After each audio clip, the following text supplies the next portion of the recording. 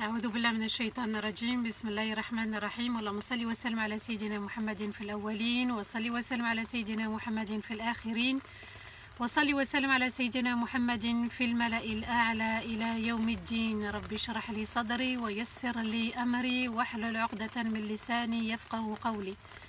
ربنا لا تؤاخذنا إن نسينا واخطأنا، ربنا ولا تحمل علينا إسرا كما حملته على الذين من قبلنا، ربنا ولا تحملنا ما لا طاقة لنا به، واعف عنا واغفر لنا وارحمنا أنت مولانا فانصرنا على القوم الكافرين. Amma ba'd, mes chers frères, mes chères sœurs, assalamu alaikum wa rahmatullahi ta'ala wa barakatuh, ainsi qu'à tous les enfants qui nous regardent. Qu'Allah les récompense tous, qu'Allah nous récompense et nous élève par ces assises, par ces moments qu'on passe ensemble. Aujourd'hui est un jour béni, c'est le deuxième vendredi qu'on passe ensemble pendant Ramadan. Qu'Allah bénisse ces moments qu'on passe ensemble tous les jours. Ce sont des lives à 15h, mashallah, ce sont des lives familiaux, fraternels. Et puis on espère qu'Allah fasse durer ces moments intenses, forts, ces moments d'échange, ces moments où chacun essaye de se réformer. Chacun essaye de se remettre en question pour donner le meilleur et apporter le meilleur. Alors, comme d'habitude, le vendredi est consacré à un thème différent de ce qu'on peut voir ensemble durant la semaine. Et tous les autres vendredis, on l'avait consacré à Surat al-Kahf. Donc, les histoires, les enseignements à travers cette noble sourate, celle qu'on récite tous les vendredis. Et j'ai estimé, subhanallah, que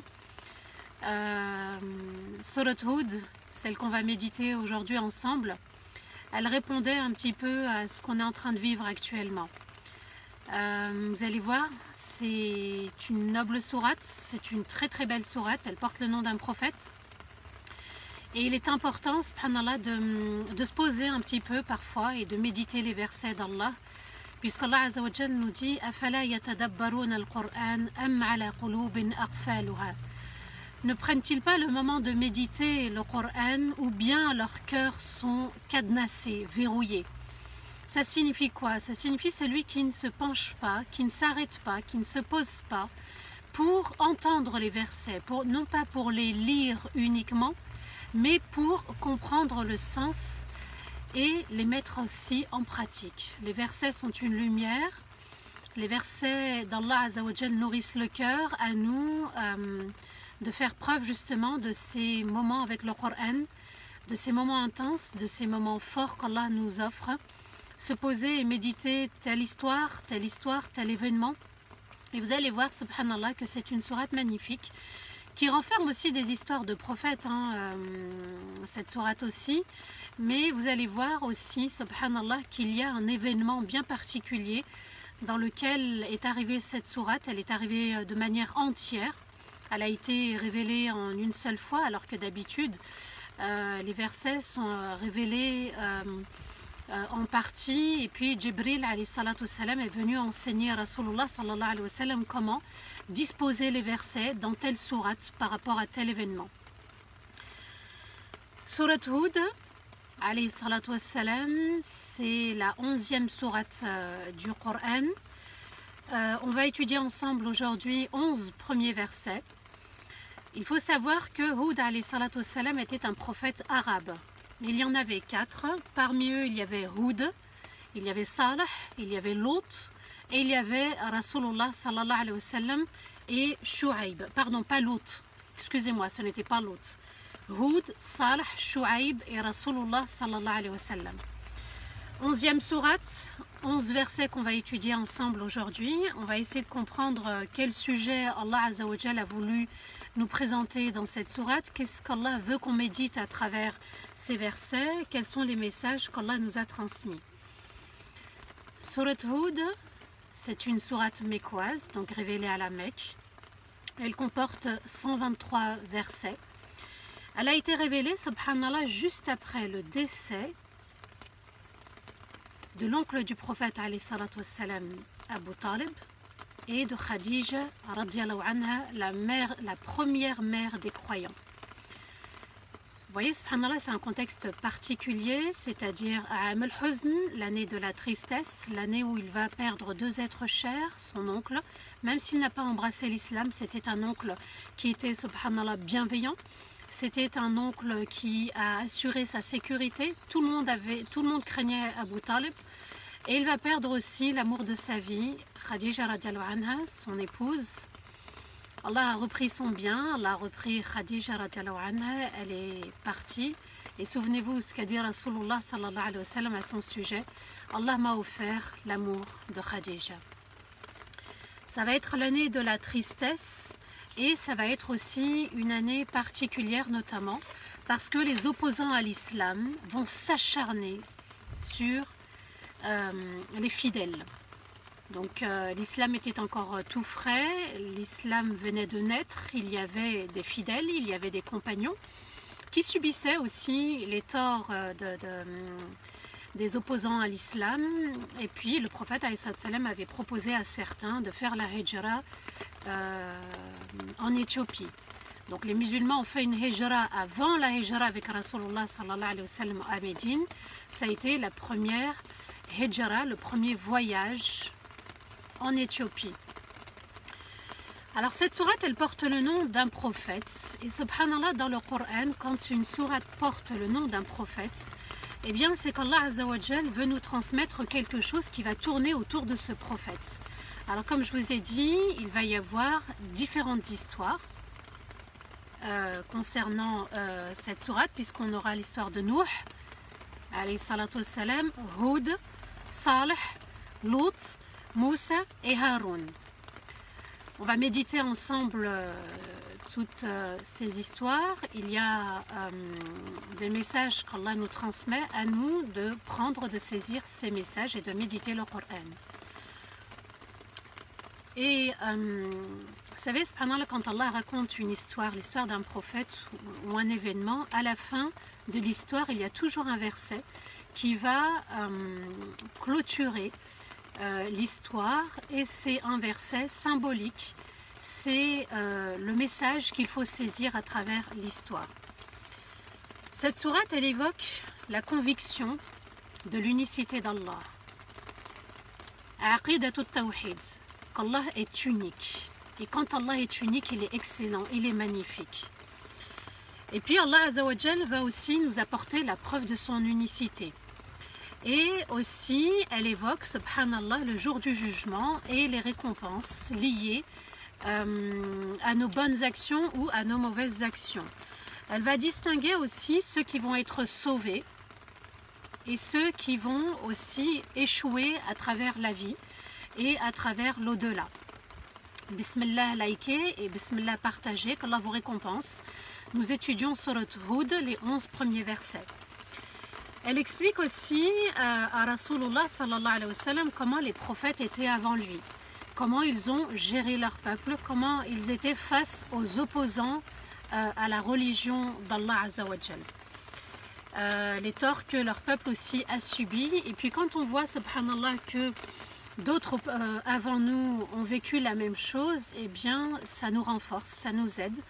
Ça nous aide à patienter, ça nous aide à continuer d'œuvrer, ça nous élève aussi, puisque la patience élève le croyant. Et les histoires sont racontées par Allah Azza wa Jal d'habitude pour renforcer le cœur de chaque croyant. Alors l'histoire, c'est bien de l'écouter, mais aussi il faut en tirer des leçons, il faut en tirer des sagesses pour qu'Allah Azza wa Jal puisse nous aider à nous réformer. Il y a aussi la réforme de soi. Alif Lam Mim. Allah va commencer cette sourate par 3 lettres. C'est juste magnifique, c'est le secret d'Allah. Les savants vont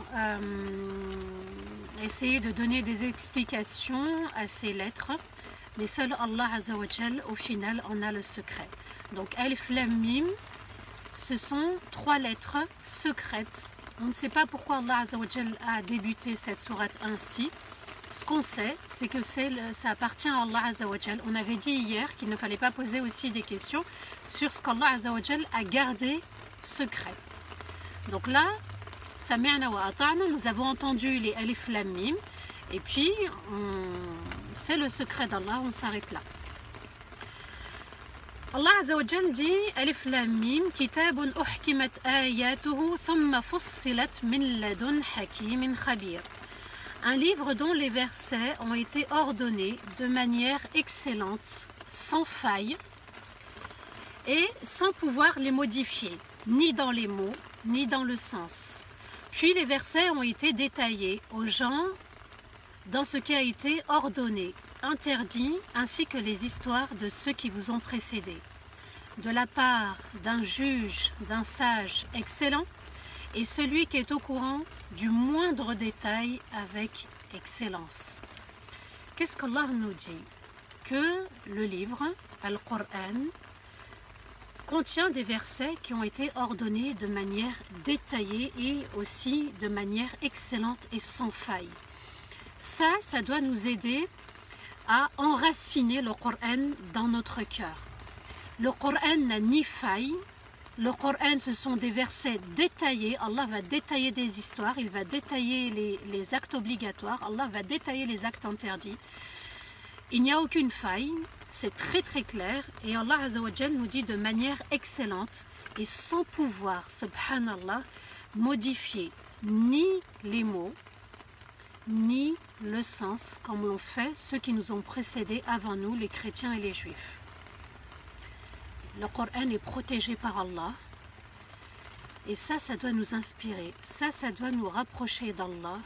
Ce Coran qui est justement le livre révélé pendant Ramadan, ça a été révélé pendant Ramadan, eh bien, subhanallah, on doit se dire quoi?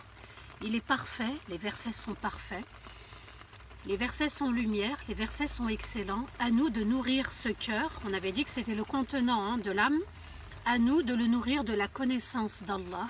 Et à travers le Coran, on va y trouver la connaissance d'Allah. Allah est excellent, son livre est excellent, les versets sont excellents à tel point qu'on ne peut ni changer un point, une voyelle, un mot, un sens, on ne peut rien changer. Le Coran est protégé par son excellence. Puis les versets ont été détaillés aux gens dans ce qui a été ordonné et interdit, ainsi que les histoires de ceux qui vous ont précédés. Il est bien d'aller comprendre pourquoi tel et tel peuple a été éprouvé, tel et tel peuple a reçu le message de tel et tel prophète. Et Allah ajoute de la part, ce livre, ce Coran vient de la part d'un juge, d'un sage excellent, c'est lui qui tranche, c'est lui qui ordonne, et celui qui est au courant du moindre détail avec excellence. Vous voyez, subhanallah, les branches qui sont derrière moi. Allah connaît le moindre détail de la branche. La pluie qui est en train de tomber, Allahu Akbar, Allah connaît la petite goutte qui est tombée. Alors, est-ce qu'Allah peut me connaître entièrement, connaître mon intérieur, connaître aussi ce que je dégage, mon apparent? Eh bien, Allah Azza wa Jal a honoré l'être humain, les enfants de Adam. Et parmi les enfants de Adam, Allah va honorer ceux qui sont croyants, qui obéissent à Allah. Et aujourd'hui, subhanallah, c'est la communauté de Rasulullah sallallahu alayhi wa sallam qui est honorée. Nous sommes la dernière communauté, avec le dernier prophète envoyé et avec le dernier livre révélé. Eh bien, la goutte qui tombe, subhanallah, Allah la connaît par cœur, parfaitement, avec excellence. Au moindre détail, au plus détail près, subhanallah, c'est vraiment la plus magnifique des preuves qu'Allah Azza wa Jal est excellent. Dans le verset 2, Allah nous dit « Alla ta'budu illallah innani lakum minhu nadhirun mubin » pour que vous n'adoriez qu'Allah, et je suis pour vous un avertisseur de sa désobéissance et de son châtiment, et je suis pour vous celui qui vous annonce la bonne nouvelle de son obéissance par le paradis et sa satisfaction. Donc Allah Azza wa Jal vient de nous expliquer par 3 lettres qu'il en détient lui seul le secret, et qu'ensuite il va révéler un livre excellent, aux versets excellents et détaillés, où il va expliquer aussi les histoires de ceux qui nous ont précédés. Et là, il ordonne Allah ta'budu illallah. Essayez en même temps que je récite les versets, en même temps que j'apporte l'explication de ces versets, de faire le rapprochement avec Surat al-Fatiha. N'oubliez pas, elle est Ummul Kitab, la maman du livre. Allah nous dit Allah ta'budu illallah, iyyaka na'budu wa iyyaka nasta'in. Souvenez-vous de ce verset. Innani lakum minhu nadhirun mubin. Pour que vous n'adoriez qu'Allah. Le livre a été révélé pour nous dire qu'il ne faut adorer qu'Allah. Et je suis pour vous un avertisseur de sa désobéissance et de son châtiment. Rasulullah sallallahu alayhi wa sallam a été envoyé pour nous expliquer ce qui amène à la désobéissance, ce qui amène aussi au châtiment, mais également pour nous annoncer une bonne nouvelle, celui qui vous annonce la bonne nouvelle de son obéissance par le paradis et la satisfaction d'Allah. Le message est très clair. À nous de dire Iyyaka na'budu wa iyyaka nasta'in. Dans le verset 3, Allah nous dit, donc je viens d'expliquer que le livre est ordonné par Allah, que les versets ont été révélés sous l'ordre d'Allah, qu'il faut adorer Allah, sinon il y a le droit chemin, c'est-à-dire le chemin qui mène vers le paradis, vers la satisfaction d'Allah. Et il y a aussi le chemin, subhanallah, qui mène vers le châtiment de notre Seigneur. Là, Allah nous a dessiné la route, il nous a dessiné le point de départ, l'adoration d'Allah, et il nous a aussi dessiné le chemin de l'arrivée, soit la satisfaction d'Allah et son paradis, soit le châtiment d'Allah et l'enfer. Ensuite, il nous explique comment on va prendre ce chemin aussi. وَأَنِ اسْتَغْفِرُوا رَبَّكُمْ ثُمَّ تُوبُوا إِلَيْهِ يُمَتِّعْكُمْ مَتَاعًا حَسَنًا إِلَى أَجَلٍ مُّسَمًّى وَيُؤْتِ كُلَّ ذِي فَضْلٍ فَضْلَهُ وَإِن تَوَلَّوْا فَإِنِّي أَخَافُ عَلَيْكُمْ عَذَابَ يَوْمٍ كَبِيرٍ. Et demandez pardon à votre Seigneur, puis regrettez sincèrement les petits et les grands péchés, en revenant à lui. Et il vous comblera par une vie excellente, jusqu'au moment du paradis. Et il vous offrira ses privilèges par les bonnes actions sincères. Mais, s'il se détourne de ses conseils, à l'obéissance d'Allah, au repentir, alors j'ai peur pour vous, un grand et immense jour du châtiment. Là, Allah Azza wa Jal vient de nous expliquer qu'il faut l'adorer. Et comment l'adorer? Eh bien, c'est le fait de demander pardon à Allah Azza wa Jal aussi. Il y a des actes obligatoires, il y a des actes interdits. Entre les actes obligatoires et les actes interdits, il y a l'istighfar. Et demandez pardon à votre Seigneur, puis regrettez sincèrement les petits et les grands péchés. Purifiez-vous de ces couches qui ont enveloppé votre cœur, les petits péchés, les grands péchés, en revenant à lui. Et le fruit, subhanallah, de se repentir, il vous comblera alors par une vie excellente. Le cadeau du repentir, le fruit du repentir, c'est d'avoir une vie excellente. Qu'est-ce qu'une vie excellente? Eh bien, ce sont tous les bienfaits, c'est-à-dire le fait qu'Allah nous couvre nos péchés, le fait aussi, subhanallah, qu'il nous pardonne, le fait qu'il nous donne la santé, le fait qu'il nous offre des biens, le fait qu'il nous offre un époux, une épouse, des enfants, le fait aussi qu'il nous offre la joie de vivre, d'être heureux avec Allah Azza wa Jal, de sentir cette joie durant la vie. Ça fait partie du cadeau d'Allah. Ça signifie quoi? Que le fait, je vois qu'il y en a qui écrivent Astaghfirullah, oui, Astaghfirullah. Il faut vraiment que ça soit enraciné. Vous comprenez, quand j'ai intitulé ces lives la force de la communauté, eh bien ça n'est pas pour rien, subhanallah. À travers l'istighfar, il y a la force d'obtenir des biens d'Allah Azza wa Jal. Tout ça parce qu'on a dit la ilaha illallah on a choisi le droit chemin, Ihdina Sirat al-Mustaqim, et dans cette guidance du droit chemin, eh bien, il faut prendre l'istighfar comme étant une force. Quand on marche, quand on avance dans la vie, quand on fait un voyage, à un moment donné, on s'arrête à une station, à une aire de repos. Qu'est-ce qu'on fait à une aire de repos? On mange, on boit, on se repose. Eh bien, nous, dans le chemin de la spiritualité, il y a une station, une aire de repos qui s'appelle l'istighfar. Et puis avec cet istighfar, eh bien, on va s'offrir la joie de vivre. Dans la joie de vivre, il y a la joie du matériel, il y a la joie relationnelle, il y a tous ces petits cadeaux de la vie du quotidien. Il vous comblera par une vie excellente jusqu'au moment du paradis. Il a ajalin musamman, c'est-à-dire jusqu'au moment où on va rentrer au paradis. Donc Allah, qu'est-ce qu'il est en train de nous dire? Qu'à partir du jour où tu as dit la ilaha illallah,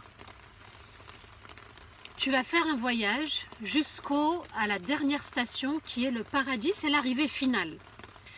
Et celui qui est dans l'istighfar, celui qui demande régulièrement pardon à Allah, Allah va lui faciliter le voyage jusqu'au paradis. Ça signifie quoi? Dans la vie, dans la tombe, le jour de la résurrection, le jour du jugement, Allah va lui faciliter la station debout et les comptes, jusqu'au moment où il arrive devant la porte du paradis. Allahu Akbar. Tout ça par la force de la ilaha illallah, par la force de astaghfirullah, mais Allah a dit astaghfiru, tous ensemble, demandez pardon, tous ensemble, réformez-vous, tous ensemble. Et j'aimerais aussi que vous gardez en tête que cette sourate, sourate Hud, elle ressemble au contexte que les musulmans, que les croyants sont en train de vivre actuellement. Je parle de la communauté, de Rasulullah sallallahu alayhi wa sallam, avec le contexte particulier. Le fait de dire la ilaha illallah, le fait d'être en France, le fait d'être dans ce monde, et puis les persécutions aussi, comme à l'époque de Rasulullah sallallahu alayhi wa sallam. On est à la même époque. Les Rohingyas, les Birmans, toute la communauté, d'accord? Le Shem c'est tout ce qui est la Palestine, la Jordanie, la Syrie, tous ces pays, subhanallah, tous ces pays où il y a l'injustice, eh bien on est en train de vivre le même contexte particulier que le prophète alayhi salatu wassalam dans les débuts de l'islam. Allah nous dit, vous avez accepté la foi, vous allez, Inch'Allah, y arriver. Mais pour y arriver, vous devez aussi faire l'istighfar tous ensemble. Astaghfirullah, astaghfirullah, astaghfirullah. Les époux, les enfants, les parents, toute la communauté, la fratrie, tout le monde procède à l'istighfar. Bismillah likez et Bismillah partagez. Wa an istaghfiru rabbakum thumma tubu ilayhi. Demandez verbalement à Allah le pardon. Wa tubu ilayhi, c'est-à-dire regretter amèrement, sincèrement les erreurs, les défauts, les péchés. Et Allah Azza wa Jal nous dit, il vous comblera par une vie excellente jusqu'au moment du paradis. Et il vous offrira ses privilèges par les bonnes actions sincères. Ce sont des privilèges, le fait d'être dans ces lives, le fait d'adorer Allah, le fait de maintenir la relation avec Allah, le fait de l'adorer, le fait d'avoir une foi enracinée, une croyance enracinée au jour du jugement, à la mort, au paradis, à l'enfer, au livre. Et puis quand on a une conviction ferme dans sa foi, dans sa crainte pour Allah, eh bien le Coran devient, subhanallah, comme une feuille de route. Si je voyage sans GPS, sans feuille de route, je ne sais pas où je vais, eh bien je peux me perdre. Donc on revient dans Surat al-Fatiha, Wala Dallin, ceux qui se perdent en chemin, qu'Allah nous protège, qu'Allah nous préserve.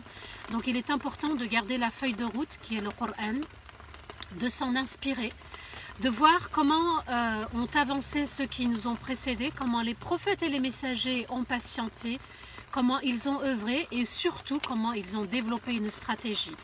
Les lives sont là pour nous aider à développer une stratégie.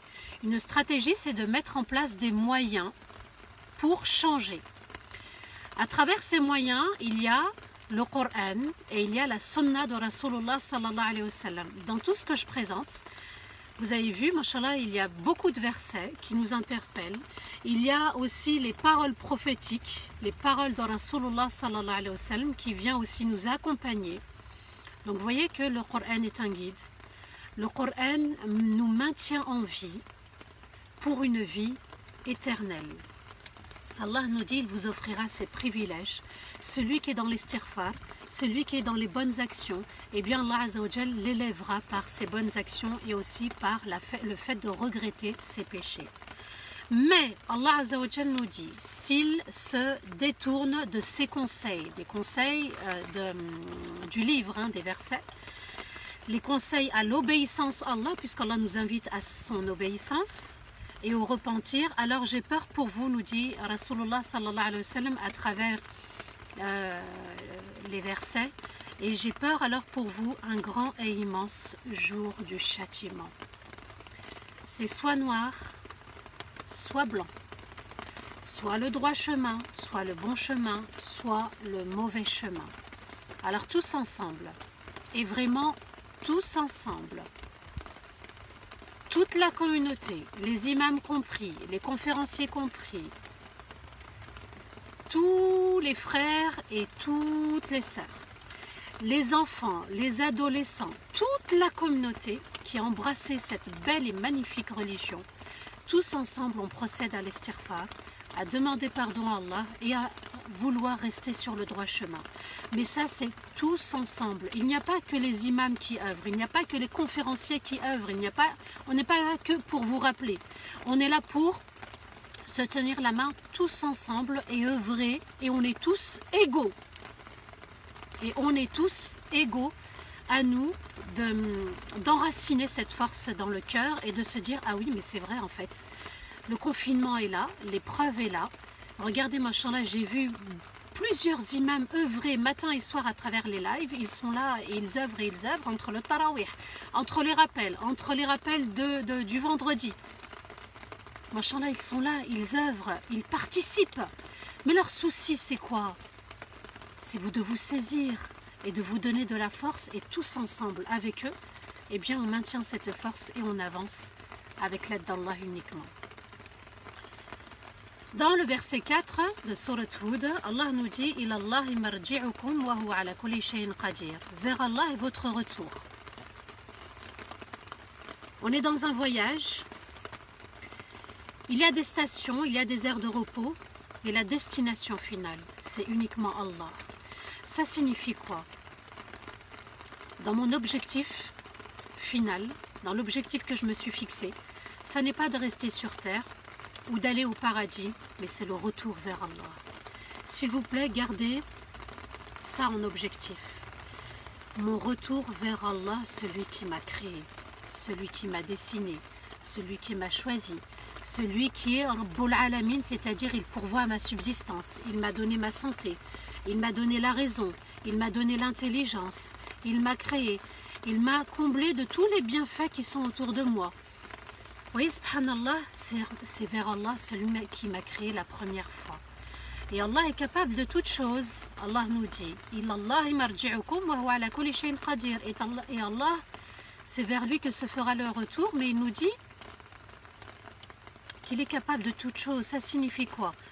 Qu'il est capable de réaliser la bonne nouvelle du paradis, de l'Fardaus al-A'la, de le voir, mais aussi, il est capable aussi de réaliser son châtiment. Donc, ce verset, il nous appelle à l'humilité, c'est-à-dire à se rapprocher d'Allah, à lui demander pardon, à œuvrer sincèrement, à l'adorer comme il se doit, de manière juste. On avait dit qu'on était la communauté du juste milieu, avec une prière juste. Allah nous a dit la prière du juste milieu, c'est celle qui te mène vers Allah, c'est celle qui te maintient dans le droit chemin. C'est celle où, quand tu savoures le Fatiha, elle te transporte et tu as envie de rester dans la salat, et tu as envie de parler avec Allah, et tu as envie de l'aimer encore et de le craindre du mieux que je peux. Et cette sourate, elle me rappelle aussi le droit chemin, le mauvais chemin, le chemin de ceux qui sont comblés par Allah, de ses privilèges, de sa satisfaction, de son pardon, de sa sotra aussi, le fait qu'il couvre nos péchés, mais aussi de ne pas faire partie du chemin de ceux qui nous ont précédés, qui ont désobéi à Allah, qui se sont détournés d'Allah, qui ont renié Allah et aussi qui se sont perdus. Il n'y a pas pire que de se perdre en chemin, d'être déstabilisé, de ne plus savoir où est le nord, où est le sud, où est l'est, où est l'ouest. Et ça, c'est vraiment perturbant dans la vie du croyant. Quelle va être la réaction des opposants à l'islam quand ils vont entendre les versets? Sachez que le Coran est venu défier la poésie, défier la langue arabe à l'époque des Qurayshites, à l'époque des notables de la Mecque. Allah Azza wa Jal a voulu les défier dans la langue. Et Allah nous dit que ce Coran, il ne peut pas être modifié ou changé et que personne ne peut le comparer, subhanallah. Personne, ils ont essayé à l'époque, hein. Dans les débuts de l'islam, ils ont essayé, subhanallah. Il y en a qui ont voulu imiter les versets, ils ne sont pas arrivés, subhanallah, ce Coran est protégé. Dans le verset 5, Allah nous parle de la réaction des opposants à l'islam. Ala innahum yathnuna sudurahum liyastakhfu minhu ala hina yastaghshuna thiyabahum ya'lamu ma yusirruna wa ma yu'linun innahu alimun bidhati as-sudur. Allah Azza wa Jal nous dit quoi? Ne se couvrent-ils pas leur poitrine pour s'en cacher?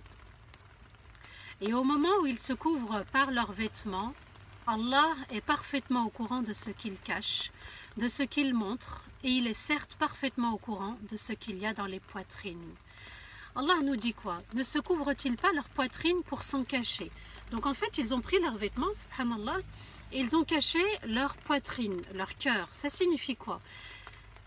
Qu'ils ne voulaient pas qu'Allah et son prophète, alayhi salatu wassalam, sachent ce qu'ils disent par rapport à ce qu'ils cachent dans leur intérieur. Il y en avait qui venaient voir le prophète alayhi salatu wassalam avec des belles paroles, et lorsque il le quittait, eh bien il le critiquait, et il critiquait son Seigneur, il critiquait l'islam. Allah nous dit, ne se couvrent-ils pas leur poitrine pour s'en cacher? Et au moment où ils se couvrent par leurs vêtements, Allah est parfaitement au courant de ce qu'ils cachent et de ce qu'ils montrent. Allah sait très bien ce qu'on montre, l'apparence et ce qu'on cache dans les poitrines, et il est certes parfaitement au courant de ce qu'il y a dans les poitrines. Donc Allah Azza wa Jal nous dit que tu acceptes l'islam, ou que tu t'en détournes, ou que tu es dans l'apparence avec les gens. Là, je parle de la communauté de Rasulullah sallallahu alayhi wa sallam. Ou que tu sois dans l'apparence, sache que tu auras beau être dans l'apparence, mais tu ne pourras jamais cacher Allah, le maître des mondes, celui qui a ordonné qu'on l'adore, celui qui a ordonné qu'on lui demande pardon. Tu ne pourras rien cacher. Cache autant que tu veux aux gens. Mais sache que celui qui a créé cet univers à partir du néant sait très bien et parfaitement ce qu'il y a dans ta poitrine. Alors, ça mérite de se réformer, ça mérite de purifier son cœur, ça mérite d'enlever toutes ces couches, les couches de l'hypocrisie, les couches des paroles. On avait vu le soldat de la langue, quels étaient les péchés qui pouvaient, dans lesquels on pouvait tomber par rapport à la langue, et puis aussi les passions dans lesquelles on pouvait aussi se tourner vers. Il est important de comprendre cette notion. Dans l'unicité d'Allah, il y a l'adoration, tout ce qu'Allah a ordonné. Dans l'unicité d'Allah, il y a le fait de lui demander pardon. Dans l'unicité d'Allah, il faut aussi ancrer dans son cœur qu'on ne peut rien cacher à Allah. Et quand on a intégré cette notion, quand on a véritablement intégré cette notion, eh bien, ce qu'on montre aux gens, c'est aussi ce qu'on cache, et ce qu'on cache, c'est aussi ce qu'on montre aux gens. On est très clair, on ne cache rien. Alors on peut cacher nos péchés, hein, il est permis, hein, et tout à fait au contraire obligatoire même de cacher ses péchés. mais on doit être pur avec les gens, pur à l'intérieur, pur à l'extérieur. On ne peut pas tromper Allah Azza wa Jal.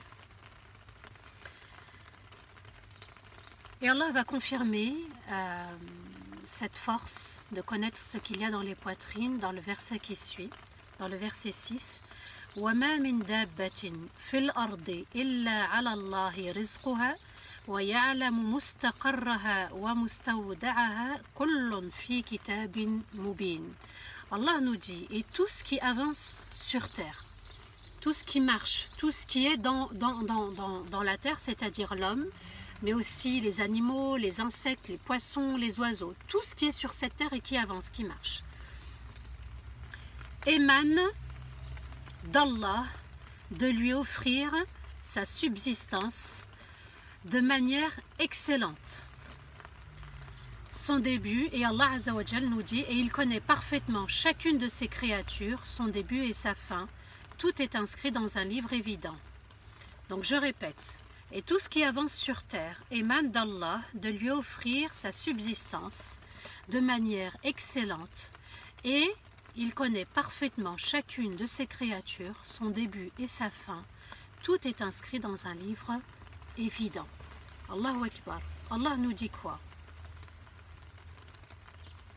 Tout ce que tu vois dans la terre, la mouche, la guêpe, l'abeille, le moustique, les oiseaux, tous les animaux, les insectes aux plus petits, eh bien Allah nous dit que c'est Allah qui lui offre sa subsistance. Donc Allah, il part de l'infiniment grand à l'infiniment petit. Et il nous dit, vous voyez tout ce monde, c'est moi qui gère, c'est moi qui donne la subsistance. Et Allah ajoute qu'il donne de manière excellente et il connaît parfaitement chacune de ses créatures, son début et sa fin, comment elle est arrivée au monde, comment elle va quitter ce monde, et tout est inscrit dans un livre évident. Allah nous dit quoi? Que rien ne lui échappe, et même pas notre pensée, et même pas notre intérieur. Rien ne peut échapper à Allah. Alors si rien ne peut échapper à Allah, et qu'il nous dit au début du livre qu'il est le juge, qu'il est le sage par excellence, ça signifie quoi? C'est que quand je suis blessée par quelqu'un, une parole, un acte, un geste, Allah est le seul juge. Allah connaît à la moindre lettre qui a été prononcée par la personne qui nous a offensés. Allah sait tout, Allah voit tout, Allah entend tout, mais le seul juge, ça sera uniquement Allah. Alors, pourquoi se faire du mal à soi-même et de chercher la vengeance et de s'alourdir par un poids qu'on ne devrait pas porter? Porter de la rancœur, porter de la colère, porter de la haine, porter de l'injustice, et on s'alourdit et on a du mal à avancer dans sa vie. Allah nous dit, je connais tous les détails, même la goutte de la pluie, je la connais, l'insecte, la fourmi, subhanallah, la fourmi, Allahu Akbar, a elle toute une sourate. Allah nous dit, vous la voyez toute petite, mais je connais son début et sa fin, je connais toute sa vie. Je connais comment elle est arrivée au monde, et je connais ce qu'elle a fait dans la vie, et je connais comment elle va quitter son monde. Alors si l'infiniment petit Allah le gère avec excellence, il connaît sa vie avec excellence, pourquoi je vais m'attarder dans des détails quand quelqu'un m'offense, quand quelqu'un me fait du mal? Je dois avancer. Je ne dois pas être comme celui qui est sur l'autoroute en voyage et on voit un accident de voiture, d'accord? Ou bien on nous a percutés et on s'arrête dans la route. Ah ben, t'as vu ce qu'il m'a fait? T'as vu comment il a percuté ma voiture? T'as vu comment? Et on reste là en chemin. Ben, ça y est, il faut ramener la dépanneuse et puis on avance. La vie, elle continue. Il y a eu un accident, on gère au niveau de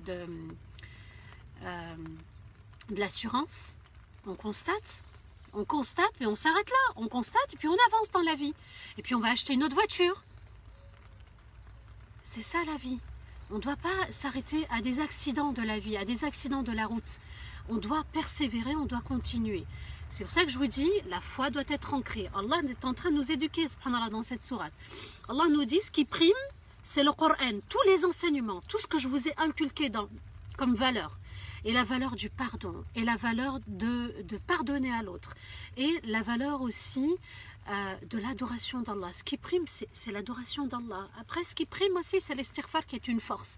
Et le fait aussi de subir des accidents de la route, le fait d'être dans l'istighfar va nettoyer mon cœur. J'enlève la rancœur, j'enlève l'injustice, je me débarrasse de ce poids. Astaghfirullah, astaghfirullah, astaghfirullah. Vous allez voir ce que Hud alayhi salatu wassalam va dire à son peuple. Vous allez voir, subhanallah, ce qu'il va dire à son peuple. C'est juste magnifique. Tout est inscrit dans un livre évident. Tout est inscrit. Ce que l'autre t'a fait, ce que tu fais subir, tout est inscrit. Alors, à nous d'être dignes de la ilaha illallah. Et le verset qui suit va prouver aussi la puissance excellente d'Allah. Allah nous dit, il va nous donner encore des détails. Dans le verset 7, وَهُوَ الَّذِي خَلَقَ السَّمَاوَاتِ وَالْأَرْضَ فِي سِتَّةِ أَيَّامٍ وَكَانَ عَرْشُهُ عَلَى الْمَاءِ لِيَبْلُوَكُمْ أَيُّكُمْ أَحْسَنُ عَمَلًا وَلَئِنْ قُلْتَ إِنَّكُمْ مَبْعُوثُونَ مِنْ بَعْدِ الْمَوْتِ لَيَقُولُنَّ الَّذِينَ كَفَرُوا إِنَّ هَذَا لَسِحْرٌ مُبِينٌ. Allah nous dit quoi? Et c'est lui qui a créé les cieux et la terre et tout ce qu'ils contiennent en 6 jours. Et son trône était déjà sur l'eau. Pour vous tester, lequel parmi vous œuvrera le mieux. Et si tu dis, vous allez retourner après la mort auprès d'Allah, ceux qui ont renié Allah diront, ceci n'est que pure magie.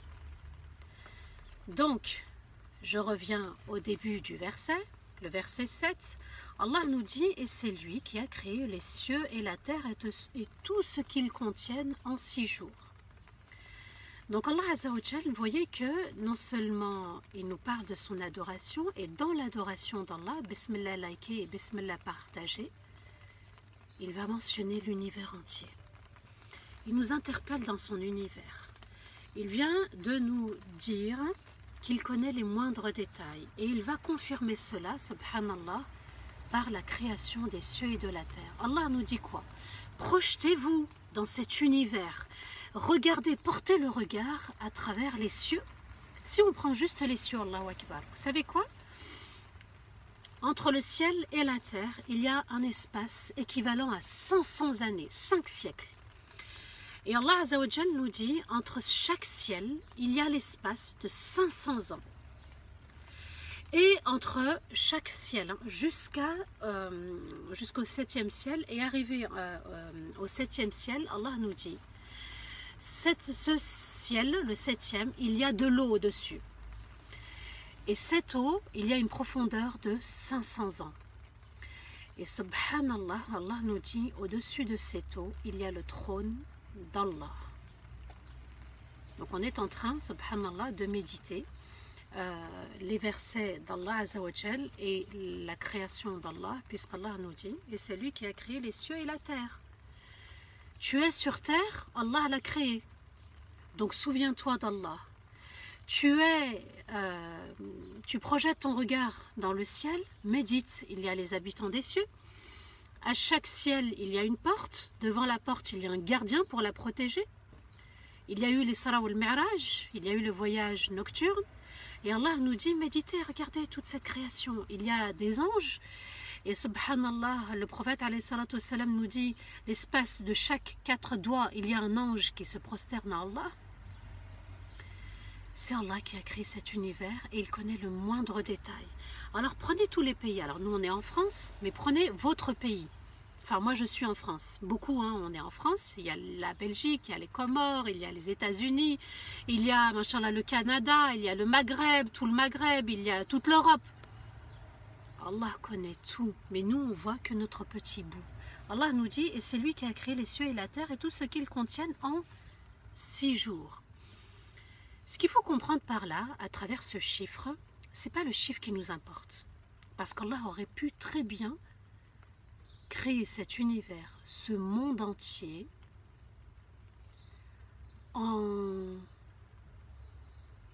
termes de temps, encore moins que le temps d'un clin d'œil. Vous voyez, quand on fait un clin d'œil, donc on ouvre, on ferme, pardon, on cligne des yeux et on ouvre, eh bien Allah, encore moins que ce laps de temps, Allah aurait pu créer l'univers entier. Vous prenez la terre entière et vous imaginez, hein, subhanallah, tout ce qu'elle contient en termes de Sahara, de montagnes, d'eau, mer, océan, la terre ferme sur laquelle on vit. Eh bien Allah Azza wa Jal nous dit, je pouvais créer encore moins en termes de temps que le temps d'un clin d'œil. Allahu Akbar. Ça doit nous interpeller, ça doit renforcer notre la ilaha illallah, ça doit renforcer Allahu Akbar, ça doit renforcer subhanallah, ça doit renforcer alhamdulillah, toutes les louanges d'amour, d'admiration et de reconnaissance appartiennent à Allah. Et quand on récite alhamdulillah rabbil alamin fi salat, eh bien ça doit aussi nous renvoyer à la création des cieux et de la terre et de tout ce qu'ils contiennent en 6 jours. Alors ce qu'il faut comprendre que dans les 6 jours, c'est qu'Allah veut nous éduquer à la patience. Voilà, dans la vie, il faut qu'il y ait de la patience. On ne peut pas tout obtenir d'un seul coup. Et Allah aussi veut nous éduquer à la perfection, au fait de faire les choses dans la qualité. D'accord? Donc vous voyez, la salat, quand on a commencé à la faire tout doucement mais sûrement, sans aller vite, quand on a pris le temps aussi de se poser et de méditer surat al-Fatiha, de méditer la salat, eh bien on a commencé à savourer Allahu Akbar. Donc Allah nous dit, éduquez-vous, j'ai créé les cieux et la terre en 6 jours, mais pour une bonne raison. Faites les choses doucement mais sûrement. Et ça, subhanallah, c'est la noblesse d'Allah, c'est l'excellence d'Allah quand il nous éduque. Et son trône était déjà sur l'eau. Allah nous dit, donc dans sa création, il nous parle maintenant de son trône. Ça signifie quoi? Parce que tout vient du néant. Allah était déjà là avant la création de tout cet univers. Et Allah n'a pas besoin de son trône. C'est-à-dire le trône ne porte pas Allah, il n'a pas besoin de son trône et l'eau ne porte pas le trône également. Pourquoi? Parce que tout a été créé à partir du néant. Allah existait déjà et ça doit renforcer, subhanallah, notre lien fort avec Allah. Allah était déjà là et il nous a fait venir, il nous a invités dans ce monde. Et son trône était déjà sur l'eau. Et Allah Azza wa Jal nous dit, j'ai créé tout cet univers entier pour une chose, pour vous tester. Allahu Akbar. Allah va mettre à la disposition la végétation, la terre, le soleil, la lune, les étoiles, le jour, la nuit, la pluie, les montagnes, les océans, tout cet univers et tout ce qu'ils contiennent pour vous, pour l'être humain. Allahu Akbar. Pour vous tester, lequel parmi vous œuvrera de manière sincère. Œuvrer de manière sincère, c'est quoi? C'est de faire les choses pour Allah, satisfaire Allah dans ses interdits, satisfaire Allah dans ses obligations, satisfaire Allah dans le fait aussi de purifier son cœur. Et on va voir, subhanallah, qu'à travers toutes ces histoires concernant les prophètes et les messagers dans Surat Hud, ceux qui n'ont pas purifié leur cœur, eh bien, étaient soit parmi Ghayril Mardoubi alayhim, soit parmi Ad-Dallin. Vous voyez, subhanallah. Donc, tout le Coran se résume dans Surat al-Fatiha et Surat al-Fatiha se résume dans un seul verset. Iyyaka na'budu wa iyyaka nasta'in. Seul toi, tous ensemble, nous adorons et seul auprès de toi, tous ensemble, nous demandons de l'aide, ton aide. Donc, vous voyez, subhanallah, que le chemin n'est pas fini, le voyage ne s'est pas achevé. On est encore en train d'avancer, de cheminer. À nous de méditer, à nous d'œuvrer pour le meilleur. D'accord? Allah nous a dit, celui qui va œuvrer le mieux, c'est-à-dire une œuvre sincère. Une œuvre sincère, subhanallah, je vous invite aussi, mashallah, vous avez été exceptionnel. Allahu Akbar, on ne s'y attendait pas. La cagnotte d'il y a 2 jours jusqu'à aujourd'hui, vous pouvez encore donner. On a dépassé, mashallah, les 11 000 euros. Allahu Akbar, en 3 jours de collecte, même en 2 jours, parce qu'on reprend aujourd'hui. En 2 jours, on a dépassé les 11 000 euros. Allahu Akbar. C'est juste magnifique. Et mashallah, j'ai apprécié, subhanallah, il y a eu un don de 2 euros. Mais ces 2 euros, ils ont été donnés selon les moyens de la personne. Et j'espère qu'ils ont été donnés de manière sincère. Je pense qu'ils ont été donnés de manière sincère. Allahu Akbar, il y a eu un don de 2 euros. Mais Allah Azza wa Jal, comme il voit l'insecte, il a vu aussi les 2 euros. C'est aussi ça, Allah, il veut nous interpeller dans ça.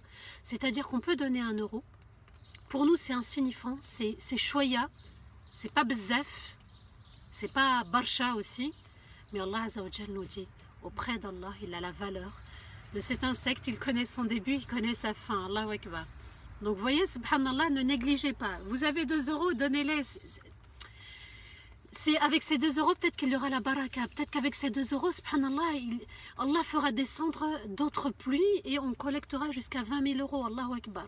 Donc vous voyez, subhanallah, ce qu'Allah est en train de nous dire. Ne négligez pas ce qui est tout petit, parce que l'infiniment grand le voit. Ne négligez pas aussi l'apparence, ce qui peut vous paraître, et bien seul Allah connaît ce qui en est caché. Et Allah Azza wa Jal nous dit, pour vous tester, donc, lequel parmi vous œuvrera le mieux dans toute chose, donc dans sa foi, dans son comportement, dans sa crainte d'Allah, dans son cœur, le cœur et les soldats. Et si tu dis, vous allez retourner après la mort auprès d'Allah, ceux qui ont renié Allah diront, ceci n'est que pure magie. Allah dit au prophète Muhammad sallallahu alayhi wa sallam, si tu leur dis qu'il y a un jour du jugement et qu'il va y avoir une résurrection, c'est-à-dire un retour vers Allah, Allah ajoute, ceux qui, justement, qui ont renié Allah, et Allah Azza wa Jal est en train de nous dire, c'est un cadeau d'avoir dit la ilaha illallah, ceux qui ont renié Allah diront ce n'est que pure magie. Et à l'époque des Arabes, à l'époque de Rasulullah sallallahu alayhi wa sallam, ils ne croyaient pas en la magie, hein. Ils ne lui donnaient aucun pouvoir, ils ne lui prêtaient aucun pouvoir. Ce n'était pas la même magie que à l'époque de Moussa alayhi salatu wa salam, d'accord, avec Pharaon. Puisque Pharaon, il avait ses disciples, il avait des sorciers qui œuvraient pour lui. Et souvenez-vous de la scène où Moussa alayhi salatu wa salam va être devant les sorciers. Il y avait à peu près une quarantaine, hein, je crois, de sorciers. Et puis, lui, il va jeter son bâton et les autres, subhanallah, vont jeter leur sorcellerie et le bâton de Moussa alayhi salatu wa salam va se transformer en un serpent, en une vipère qui va tout manger. Et subhanallah, Allahu Akbar, c'est une scène mais juste magnifique dans le Coran. C'est une scène qui me rend vraiment perplexe. Les sorciers se sont prosternés à Allah. Vous voyez, subhanallah, quand on est face au signe d'Allah et quand on se soumet entièrement à Allah, c'est un moment magique et magnifique. Eh bien nous, dans la salat, c'est un moment magique et magnifique. Allahu Akbar. Vous voyez, le Coran, il doit nous transporter. Le Coran, il doit enraciner. Cette foi, elle doit être forte. Mais on est forts tous ensemble avec la grande force excellente d'Allah Azza wa Jal. Donc Allah nous dit quoi? Regardez ceux qui, si vous devez vous comparer, ceux qui ont renié Allah. Regardez dans quel état ils sont. Ah ben non, il n'y a pas de jour du jugement, il n'y a pas de résurrection, on ne va pas retourner auprès d'Allah. Alors que nous, c'est enraciné, c'est juste magnifique, c'est enraciné dans notre cœur. Et Allah nous explique, ils diront, ça n'est que pure magie, c'est impossible, c'est impensable. Alors que nous, c'est évidence. Vous voyez, Allahu Akbar. Donc, on doit peser aussi cette foi. On doit lui donner de l'importance, cette crainte d'Allah. C'est vraiment un cadeau qu'Allah nous a offert. Ils ont comparé le jour de la résurrection à la magie et Allah Azza wa Jal nous dit que pour eux ça n'avait pas de sens. Alors que nous, ça prend tout son sens. Et on dit Malik Yawmiddin. le maître, le roi excellent pour le jour du jugement, pour ce jour, ce magnifique jour. Vous comprenez, subhanallah, quand le Fatiha est une lumière, quand la salat est une lumière, elle nous a illuminés. Quand le monde est illuminé, la pièce est illuminée, c'est évident. Tout ce qu'on voit, ça a une évidence. Mais quand c'est obscur, on ne peut pas donner du sens à la lampe, on ne peut pas donner du sens au mur parce qu'on ne voit pas. Alors quand Allah il nous a fait sortir des ténèbres vers la lumière de la ilaha illallah, la lumière de l'adoration, la lumière du repentir, la lumière aussi du jour du jugement. Pour nous, c'est une évidence, mais pour eux, ça ne l'est pas. Et c'est là où le cadeau d'Allah prend tout son sens. Les privilégiés d'Allah, les personnes VIP, c'est nous. C'est ceux qui ont embrassé l'islam, c'est ceux qui cheminent. Et c'est ceux qui sont sur le droit chemin. Et Dina Sirat al-Mustaqim, ya Allah, guide-nous, le chemin n'est pas terminé. Guide-nous, le voyage n'est pas fini. Guide-nous vers ton excellence, parce qu'on peut glisser, parce qu'on peut se perdre en route, parce qu'on peut encourir ta colère. Dans le verset 8, Allah nous dit وَلَئِنْ أَخَّرْنَا عَنْهُمُ الْعَذَابَ إِلَى أُمَّةٍ مَعْدُودَةٍ لَيَقُولَنَّ مَا تَحْبِسُهُ أَلَا يَوْمَ يَأْتِيهِمْ لَيْسَ مَصْرُوفًا عَنْهُمْ وَحَاقَ بِهِمْ مَا كَانُوا بِهِ يَسْتَهْزِئُونَ. Et Allah ajoute, et si nous avons retardé le châtiment à une autre période, si on leur avait laissé le temps, si on avait repoussé le châtiment à une autre période fixe, ils diront, qu'est-ce qui l'empêche de nous châtier? Pourquoi il a repoussé le jour du jugement? Mais le jour où le châtiment arrivera, ils ne seront pas épargnés et seront encerclés par le châtiment pour ce dont ils se moquaient. Allahu Akbar, c'est un verset là, ça doit nous faire trembler, ça doit nous secouer. Je répète, Allah nous dit, et si nous avons retardé le châtiment à une autre période fixe, ça n'aurait rien changé. Ils diront, qu'est-ce qui l'empêche de nous châtier? Mais le jour où le châtiment arrivera, ils ne seront pas épargnés et seront encerclés par le châtiment pour ce dont ils se moquaient. صراط الذين أنعمت عليهم غير المغضوب عليهم ولا الضالين. Ya Allah, guide-nous vers le chemin de ceux dont tu as comblé. Par la raison, par le cœur, par l'évidence, par la clarté, par la lumière, par le paradis, par cette belle communauté, par le chemin des prophètes et des messagers, par ta satisfaction, ya Allah. Sirat alladhina an'amta alayhim ghayr al-maghdubi alayhim. Ya Allah, fais qu'on ne soit pas parmi ceux qui subissent la colère et qui sont égarés et qui se moquent du jour du jugement, qui se moquent du jour de la résurrection, qui se moquent du jour des comptes, qui se moquent du jour de la balance. On va peser tout ceci. On va peser les moqueries, on va peser les passions, on va peser les péchés. Tout va être pesé, subhanallah. Allah nous dit, ne te moque pas aussi, en tant que croyant, des passions. Ne te moque pas aussi des péchés, ne les néglige pas. Ne te moque pas de la prière, ne te moque pas du Coran, parce que tout a été révélé. Alors, Iyyaka na'budu wa iyyaka nasta'in, ihdina as-sirata al-mustaqim prend forme. Ça a tout son sens. Ça doit vraiment nous pousser à être humble. Quand on arrive à la salat, on arrive de manière humble. Et quand on récite, c'est avec humilité. Et quand on fait cette inclinaison, c'est avec humilité.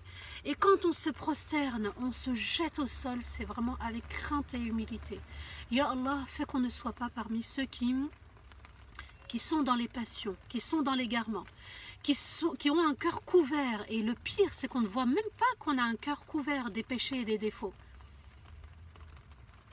Alors l'istighfar prend tout son sens. L'istighfar vient enlever toutes ces couches.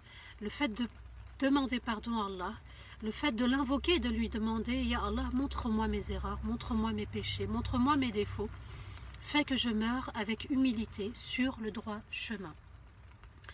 Et Allah ajoute dans les versets 9 et 10, وَلَئِنْ أَذَقْنَا الْإِنسَانَ مِنَّا رَحْمَةً ثُمَّ نَزَعْنَاهَا مِنْهُ إِنَّهُ لَيَئُوسٌ كَفُورٌ وَلَئِنْ أَذَقْنَاهُ نَعْمَاءَ بَعْدَ ضَرَّاءٍ مَسَّتْهُ لَيَقُولَنَّ ذَهَبَ السَّيِّئَاتُ عَنِّي إِنَّهُ لَفَرِحٌ فَخُورٌ. Allah nous dit, concernant les personnes qui ont été comblées et les personnes à qui Allah Azza wa Jal va leur enlever aussi les bienfaits. Écoutez bien.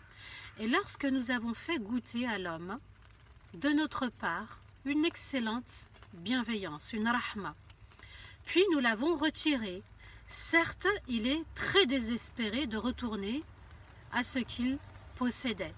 Et il est très ingrat face à la difficulté et ne remercie pas lorsqu'il reçoit. Et si on lui fait goûter des biens qui le rendent heureux, après une difficulté qu'il a touchée, il dira le mal est parti, pensant que tout ce qu'il possède est éternel.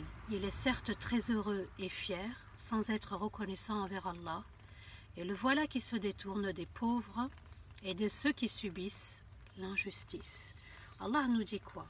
Lorsque nous avons fait goûter à l'homme une excellente bienveillance, une rahma, donc on lui fait goûter, c'est-à-dire on lui donne et il apprécie. Vous voyez, quand on goûte quelque chose, un aliment, on va savoir ce que c'est et puis on s'y habitue, on l'aime. Et lorsque nous avons fait goûter à l'homme une excellente bienveillance de notre part, puis nous l'avons retiré. Donc vous voyez que le fait de goûter, le fait d'apprécier, vous voyez quand on reprend une cuillère, à un moment donné, Allah retire la cuillère. On voulait la mettre dans la bouche, mais Allah l'a retirée.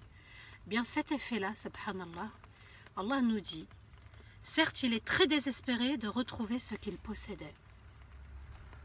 Alors cette cuillère qu'Allah enlève, ça peut être la santé, ça peut être les biens matériels, ça peut être les proches, ça peut être aussi notre âme.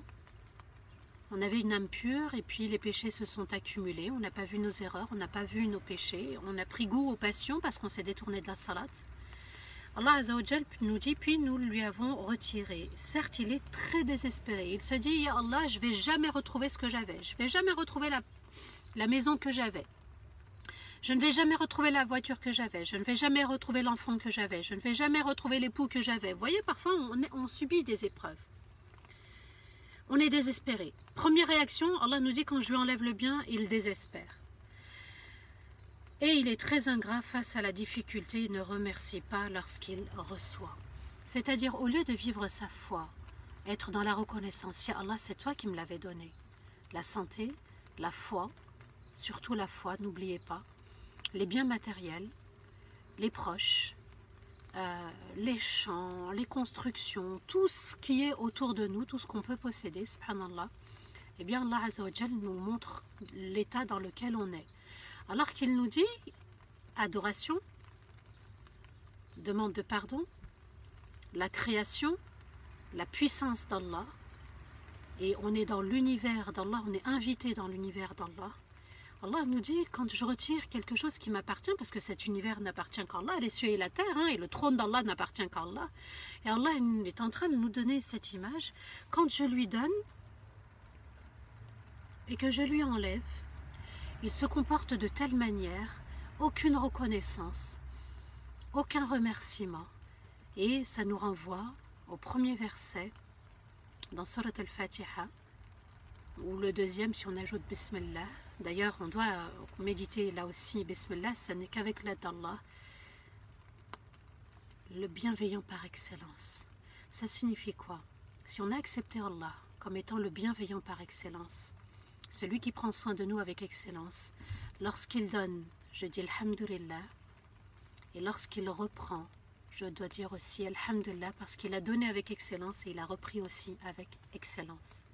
On ne doit pas être dans cet état. Allah nous dit, quand vous m'adorez, quand vous savez que ce monde m'appartient avec excellence, quand je donne, c'est avec excellence, et quand je reprends, c'est aussi avec excellence. Ne soyez pas dans cet état ingrat de l'homme. L'homme en général, il est comme ça. Et si on lui fait goûter des biens qui le rendent heureux, après une difficulté, là on est dans le sens inverse, c'est-à-dire que on ne possédait pas, on n'avait pas, Allah avait retiré, et puis Allah Azza wa Jal redonne le bien, et bien Allah dit, et si on fait goûter des biens, si on lui fait goûter des biens qui le rend heureux après une difficulté qu'il a touchée, il dira le mal est parti, pensant que pensant que tout ce qu'il possède est éternel. C'est-à-dire que Allah Azza wa Jal va le combler après une difficulté, et puis la maison qu'il va obtenir, la voiture qu'il va obtenir, le travail qu'il va obtenir, la santé qu'il va retrouver, l'enfant qu'Allah va donner, le conjoint qu'Allah va donner, eh bien on pense que c'est éternel. Et ça c'est une erreur. Pourquoi? Parce qu'on peut tomber dans la dépendance affective. Allah donne et reprend, ça doit être ancré dans notre foi. Et tout ce monde, tout cet univers appartient uniquement à Allah. Vous voyez que quand on médite les cieux et la terre, on n'est plus dans un esprit de dépendance. Tout appartient à Allah. Il reprend quand il veut, par excellence, et il donne quand il veut, par excellence, et il est capable de reprendre aussi quand il veut, par excellence. Et Allah nous dit, quand je lui donne, après une difficulté, il croit qu'il va vivre éternellement sur terre. Il s'oublie. Et quand on s'oublie, on est dans la dépendance affective. S'il vous plaît, j'aimerais vraiment revenir sur cette notion. On s'attache trop, on est dans l'amour du bas monde. On s'attache trop à nos époux, à nos épouses, à nos enfants, à nos parents, à nos frères et à nos sœurs. Dans la fratrie, dans la communauté, on s'attache, on est comme ça des sangsues. Allah Azza wa Jal nous dit, attention, vous pouvez être dans un chemin sans issue. Donc attention, Allah appartient les cieux et la terre et tout ce qu'ils contiennent. Ça n'appartient qu'à lui. Il donne avec excellence et il reprend avec excellence. Quand il y a des séparations, quand il y a des pertes, ça peut être des grandes pertes, ça peut être des petites pertes, et bien tout ceci n'appartient qu'à Allah. On dépend d'Allah. Quand on dit « Inna lillah », c'est-à-dire on dépend d'Allah, on lui appartient. Les autres ne nous appartiennent pas et on n'appartient à personne. Uniquement à Allah Azza wa Jal. Il est certes très heureux et fier. Donc, on lui donne, et là je parle à l'échelle internationale. On lui donne, on le comble. Et on va voir le Qawm Ad, le peuple d'Ad, Allah Azza wa Jal va les combler. Et aujourd'hui, vous avez des petites puissances mondiales. Des petites puissances mondiales qui se prennent pour des puissances mais qui sont petites. Pourquoi? Parce qu'Allah appartient les cieux à la terre. Allah les a comblés. On est arrivé au summum des nouvelles technologies. Vous appuyez, là j'appuie, subhanallah, je vous quitte. J'appuie, je me connecte à vous, mashallah. C'est juste magnifique. Vous voyez, subhanallah, on est arrivé à une époque où Allah nous a comblés. Même Allah nous a privés des mosquées, eh bien on les voit nos mosquées en direct. Vous voyez, machallah, on est plus de 1000 là à travers Darifton, Allahu Akbar, mais tous les pays sont là. Allah Azza wa Jal nous dit, il est certes donc l'homme très heureux et fier sans être reconnaissant envers Allah, et le voilà qui se détourne des pauvres et de ceux qui subissent l'injustice.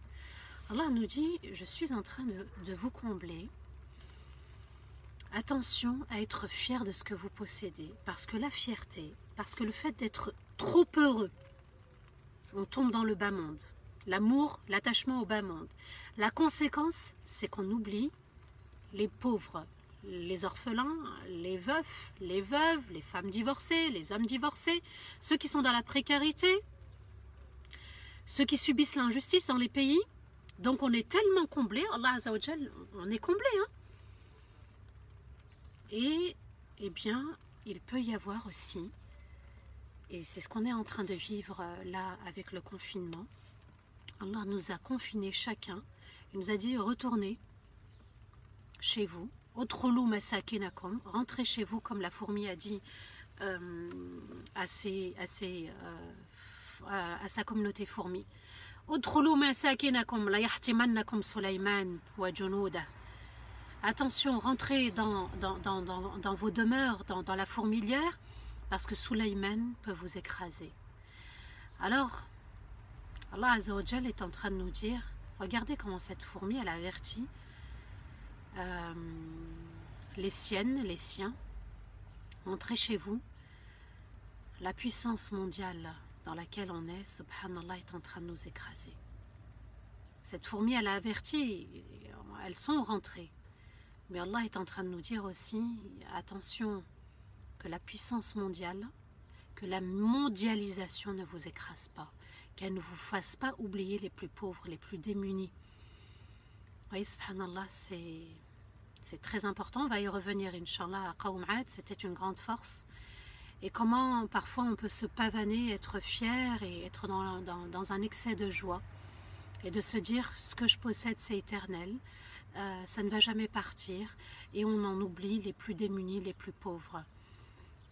Le prophète, alayhi salatu wassalam, est un prophète pour les pauvres aussi. Souvenez-vous de l'histoire de Julaybib. Tu es de moi et je suis de toi. Et on doit aspirer à ça, subhanallah, c'est-à-dire que l'autre est de moi, c'est une partie de moi, je suis une partie de l'autre. C'est-à-dire qu'on est main dans la main, c'est-à-dire que tu es mon frère et tu es ma sœur. Je ne t'abandonne pas, je ne te néglige pas. Moi, je suis là pour toi, pour te consoler, pour t'épauler, pour t'encourager, pour te soutenir, pour te faire le rappel, pour te conseiller. On est une communauté ensemble et tous ensemble. Allah Azza wa Jal nous dit... Il est certes très heureux et fier, il a acquis le summum de la technologie. Vous voyez, subhanallah, même, vous voyez, tout ce qu'on possède, même à la maison, les voitures, on est arrivé à une certaine technologie. Et Allah Azza wa Jal ajoute dans le verset 11, et je terminerai, Inch'Allah, par ce verset, sauf إِلَّا الَّذِينَ صَبَرُوا وَعَمِلُوا الصَّالِحَاتِ أُولَئِكَ لَهُمْ مَغْفِرَةٌ وَأَجْرٌ كَبِيرٌ. Sauf ceux qui ont patienté et ont œuvré sincèrement, ceux-là auront le pardon d'Allah et une immense récompense. Qu'est-ce qu'Allah est en train de nous dire?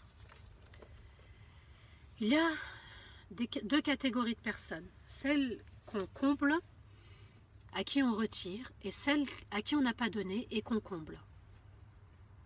Eh bien, il peut y avoir un excès d'ingratitude, un excès de désespoir, un excès de joie et un excès de fierté. En revanche, ceux qui ne tombent pas dans cet égarement sont ceux qui œuvrent, qui patientent, qui s'engagent dans la patience, qui se montrent patients. Il y a 3 formes de patience, il faut vraiment les connaître. La patience dans les actes obligatoires, d'accord? Le jeûne, la prière, le pèlerinage, quand on accomplit le pèlerinage, quand on a les moyens de l'accomplir, tout ce qui est obligatoire, la nourriture, ce qui est licite, le fait de patienter. Il y a une autre patience aussi, ce sont les actes interdits, de se retenir, de patienter, de ne pas tomber dans les péchés, dans les grands péchés. Et il y a aussi une 3e forme de patience, c'est celle d'accepter le destin, qu'il soit bon ou qu'il soit difficile, dur et douloureux. D'accord ? Donc, le croyant, sauf ceux qui se montrent patients, c'est ceux qui sont patients dans les actes obligatoires, dans les actes interdits et dans le destin. Vous voyez, subhanallah, on est confiné, c'est le destin. Et le destin d'Allah est excellent. Eh bien, on se doit d'être patient. Et dans la patience, s'il vous plaît, on développe une stratégie. La stratégie de réformer comme on l'a fait. Par exemple, le Surat al-Fatiha, on a essayé de comprendre, on a réformé la salat, on a réformé le repentir. Alors quand je dis le réformer, c'est se remettre en question et aller de l'avant et de goûter à la Fatiha, goûter à la salat, comme il se doit d'être juste envers le repentir, d'être juste envers l'adoration d'Allah, d'être juste envers son destin, d'être juste envers les autres, d'être juste envers Ramadan. Qu'Allah nous aide, qu'Allah nous pardonne, qu'Allah fasse descendre cette rahma dans nos cœurs et entre nous. Donc Allah Azza wa Jal nous dit, sauf ceux qui ont patienté et ont œuvré sincèrement. Ils œuvrent de manière sincère pour Allah. Allah ta'budu illa iyyah. Allah nous a dit dans le premier verset, Alif Lam Mim, Allah ta'budu illa Allah, inni lakum minhu nadhirun mubin. An ta'budu illa Allah. De n'adorer uniquement qu'Allah, de ne pas être dans l'ostentation, de ne pas être dans l'égarement, dans l'erreur, dans la colère. Et Allah Azza wa Jal ajoute, ceux-là auront le pardon d'Allah et une immense récompense. 2 cadeaux. Donc, quand on patiente et quand on œuvre sincèrement, le pardon d'Allah, Allah efface tout. Et regardez, subhanallah, dans les 10 derniers jours, on aura une magnifique, belle nuit, une douce nuit, une nuit excellente, la nuit du destin, la nuit de la valeur. Cette nuit, Aïcha radiallahu anha, elle a demandé, Ya Rasulallah, et si j'observe cette nuit, et si je la remarque, et si je sais que c'est cette nuit, qu'est-ce que je dois faire? Uniquement une chose, subhanallah, celle d'invoquer Allah, qu'Allah efface tout. Et celui qui arrive avec un casier judiciaire vierge au grand tribunal d'Allah, eh bien c'est quoi? C'est qu'Allah est satisfait de lui ou d'elle, c'est qu'Allah va lui offrir le paradis, la compagnie des prophètes, des messagers, la compagnie des pieux, la compagnie des sincères, et puis il va lui permettre aussi de le rencontrer, de le voir. Ceux-là auront le pardon d'Allah et une immense récompense. L'immense récompense, c'est quoi? C'est le Firdaus al-A'la, c'est la compagnie des prophètes et des messagers. On évoque à travers ces lives, ces rappels, subhanallah, et dans tout prêche et dans toute conférence, dans tout rappel, on mentionne les versets d'Allah, on mentionne la compagnie de Rasulullah sallallahu alayhi wa sallam. Eh bien, on va le rencontrer, tout ça parce qu'on s'est montré patient. L'immense récompense, c'est aussi de voir Allah. On l'a aimé, on l'a porté dans notre cœur, on lui a obéi, on a accepté les actes obligatoires, on a accepté les actes interdits, on a accepté le destin, on a accepté son excellence, sa majesté, on a accepté, subhanallah, on n'a fait que ça durant toute notre vie. Allah Azza wa Jalla nous dit la dernière étape finale, c'est ma rencontre. Quand on aime quelqu'un, quand on s'y attache, on veut le voir, on veut absolument le voir. Alors Allah Azza wa Jal, et je terminerai par un autre verset de Surat An-Nur, le verset 31, Allah nous dit وَتُوبُوا إِلَى اللَّهِ جَمِيعًا أَيُّهَا الْمُؤْمِنُونَ لَعَلَّكُمْ تُفْلِحُونَ. Et revenez tous ensemble auprès d'Allah avec un repentir sincère, vous les véritables croyants. Pourquoi? Allah le dit لَعَلَّكُمْ تُفْلِحُونَ, pour que vous réussissiez. La réussite, c'est dans l'au-delà. Mais elle se prépare sur terre, tous ensemble. Et quand on récite Iyyaka na'budu wa iyyaka nasta'in, eh bien, subhanallah, ça n'est que par la force d'Allah, ça n'est que par l'aide d'Allah qu'on pourra l'adorer, qu'on pourra l'aimer, qu'on pourra s'unir. Et avec l'aide d'Allah, on pourra aussi aider la chaîne d'Arifton qui nous permet de nous réunir, qui nous permet de savourer ces moments ensemble. Mashallah, on a dépassé les 11 000 euros. Allahu Akbar, regardez, subhanallah. On a dépassé, Allahu Akbar, les 11 000 euros. Continuez, bismillah. C'est une sadaqa jariya, je vous promets. Continuez. Si vous avez un proche décédé, mettez l'intention que c'est pour lui. 5 euros, 10 euros, 20 euros, peu importe, la baraka sera là. La bénédiction sera là. Son khir sera là. Quand il comble avec excellence. Quand il donne avec excellence. Les 2 euros, il le voit avec excellence. Il le voit de manière sincère. Donc, bismillah, Allahu Akbar. Avec l'aide d'Allah, le très grand. Le plus grand, il est Allahu Akbar. Subhanallah veut dire son excellence. Alhamdulillah, toutes les louanges d'amour, d'admiration et de reconnaissance lui appartiennent. La ilaha illallah, seul Allah mérite d'être adoré. Regardez comment Surat Hud commence. C'est un prophète arabe qui va rencontrer une civilisation, un peuple très riche. Allah Azza wa Jal nous dit, avant même d'aller vers les histoires, Allah est en train de nous préparer. Avant de rencontrer toutes ces histoires, Allah est en train de nous préparer. Il nous dit, ce livre, il est magnifique. Il est excellent. Les versets sont excellents. Adorez Allah Azza wa Jalla avec excellence. L'adoration, c'est l'unicité d'Allah. C'est l'istighfar qui est une force, vous allez voir, bi'idnillah. Et on l'a vu à travers le repentir. C'est aussi les bonnes actions sincères. C'est aussi la reconnaissance, alhamdulillah, la reconnaissance. Et la magnifique reconnaissance, c'est de dire La ilaha illallah, c'est le plus beau cadeau. La ilaha illallah, si on devait la comparer à l'univers entier, à tout l'univers entier, La ilaha illallah pesera plus lourd que tout cet univers. Il n'y a de Dieu qu'Allah, seul Allah mérite d'être adoré. Ça doit nous transporter, ça doit nous élever, ça doit nous aider tous ensemble à mieux l'adorer. Et ce Coran guide vers le meilleur. Et Allah fait que notre foi soit encore meilleure de jour en jour, que cette communauté soit la meilleure, pour le meilleur, Al-Firdaus al-A'la, et surtout la rencontre avec son Seigneur, sa Majesté, son Excellence. Vendredi prochain, Inch'Allah, on verra la suite, les versets qui vont suivre. J'espère que vous serez là, fidèles au rendez-vous. Allah nous permette de finir cette sourate avant le déconfinement. Même si on n'a pas fini pendant le confinement, Inch'Allah, je vous promets de la terminer, même après le déconfinement. On ne sait pas comment ça va se passer. Seul Allah maîtrise ce monde invisible. En tout cas, Inch'Allah, Bismillah, likez, Bismillah, partagez. Même si vous l'avez fait, subhanallah, hier, c'était étonnant. Il y a un frère, il a dit, j'ai découvert les rappels par Allah. Donc, alhamdulillah, continuez. Qu'Allah vous protège, qu'Allah vous préserve de tout mal, qu'Allah préserve cette belle foi que nous avons. C'est vraiment un cadeau magnifique quand on voit ceux qui se sont détournés d'Allah, comment ils réagissent. Qu'Allah Azzawajal nous offre son excellente rahma pendant Ramadan, qu'Allah unisse nos cœurs, qu'Allah nous pardonne si on s'est trompé avec les autres. On n'est pas parfait, mais Allah Azzawajal nous appelle à la perfection. واستغفر الله لي ولكم سبحان ربك رب العزة عما يصفون وسلام على المرسلين والحمد لله رب العالمين. On va laisser place aux questions, aux commentaires, pourquoi pas. Si, subhanallah, ces lives vous ont aidé à vous renforcer, qu'est-ce que par exemple vous ne saviez pas et vous avez appris, juste histoire de se renforcer. Il y a aussi, subhanallah, le fait d'avoir compris maintenant le sens de Surat al-Fatiha, le repentir, les versets, de savourer le Coran. Qu'est-ce qui a changé, Inch'Allah, chez vous pour que on puisse s'entraider et puis renforcer aussi ce lien.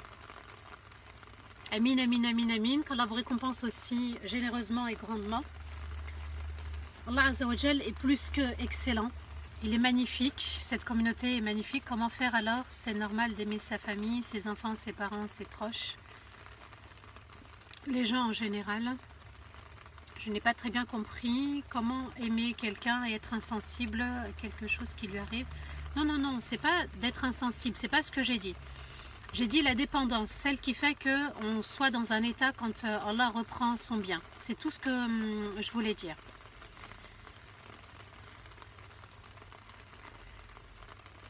Comment réparer? Alors, comment faire quand on a cassé volontairement son jeûne? Normalement, on répare par 60 jours. Alors, machallah, les frères me disent on est à 11 500 à peu près euros. Bismillah, continuez. Quand on a cassé volontairement son jeûne, on fait un grand repentir sincère. Si on arrive à jeûner les 60 jours, on jeûne les 60 jours.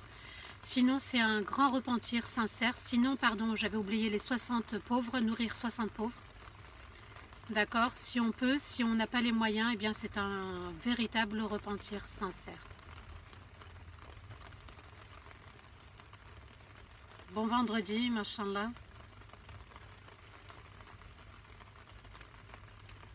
J'ai appris le sens de la Fatiha, mais j'ai encore du chemin. J'en apprends tous les jours. Allahu Akbar, Fatih, mashallah.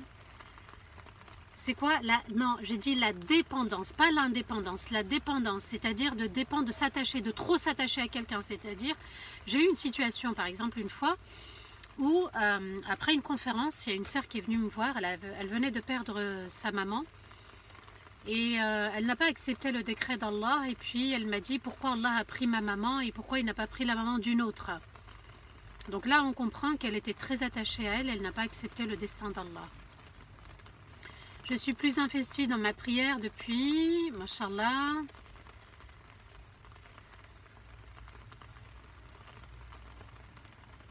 Si on n'arrive pas à faire l'oudou, est-ce que la prière veut dire que Dieu ne veut pas... Alors pourquoi on ne peut pas faire l'oudou? Est-ce que tu peux m'expliquer, Nadège?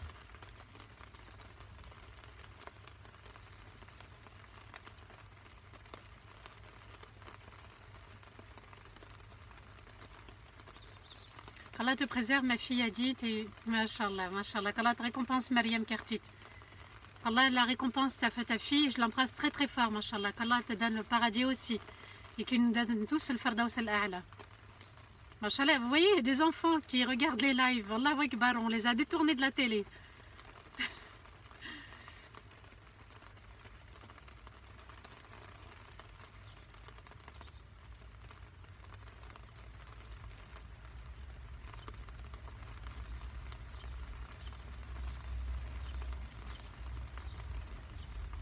J'ai appris beaucoup de choses, mashallah. Peut-on lire le Coran sur le téléphone sans le wudu? Oui, oui. J'ai évolué positivement, mashallah, et quel bien que cela fait, Allahu Akbar. On a dépassé les 11 500 euros, Allahu Akbar. Mashallah, continuez.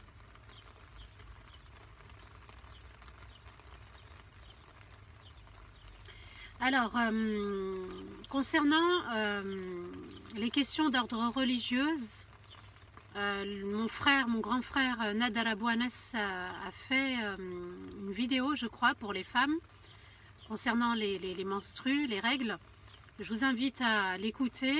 Sinon, posez-moi vos questions de manière privée et je vais vous y répondre, Inch'Allah. S'il vous plaît, quand vous posez votre question de manière privée concernant les menstrues, concernant la femme, mettez juste avant le salam, s'il vous plaît, mettez le mot femme, d'accord? Comme ça je réponds tout de suite, ok? Femme, ensuite vous mettez salam. Dans l'amélioration de mes pratiques, mashallah.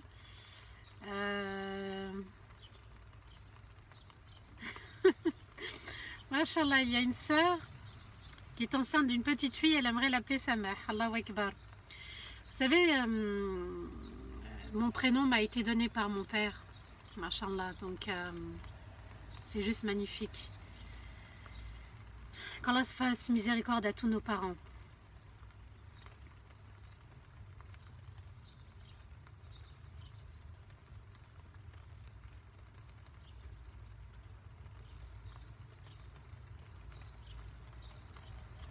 Nadège, j'ai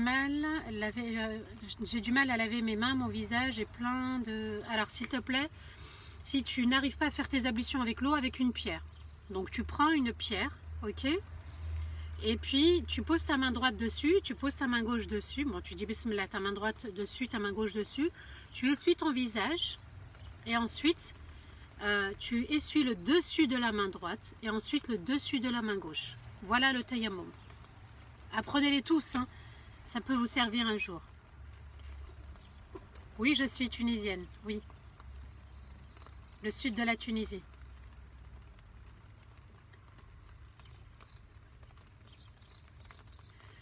Peut-on rattraper les prières vu notre santé, les tâches ménagères? Je n'ai pas compris. Alors...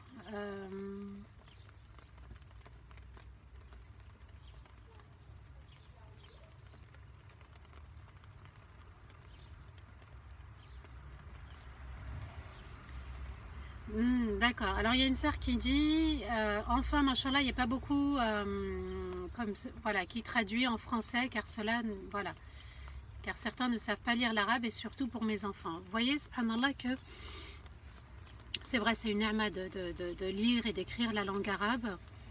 Alors moi j'ai donné une traduction, j'ai traduit le sens et pas les mots. J'ai traduit le sens, je vous ai apporté le sens que les savants ont apporté, le mufassirin, à travers toutes ces années où ils ont apporté beaucoup d'efforts pour nous apporter le meilleur. Allah les récompense infiniment et généreusement et noblement.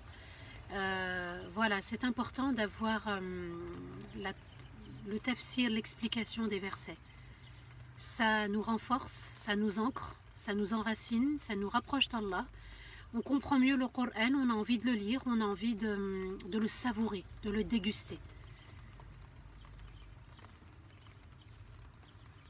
Alors ces lives-là, ben justement les frères, ces lives-là, les frères sont en train de les mettre, de les monter. Vous voyez, c'est pas pourquoi il faut investir dans la chaîne d'Arifton, ils les mettent sur la chaîne YouTube. Mais avant tout, il y a des heures et des heures et des heures, si vous saviez, des heures et des heures de préparation. On est à presque 11 600 euros, Allahu Akbar.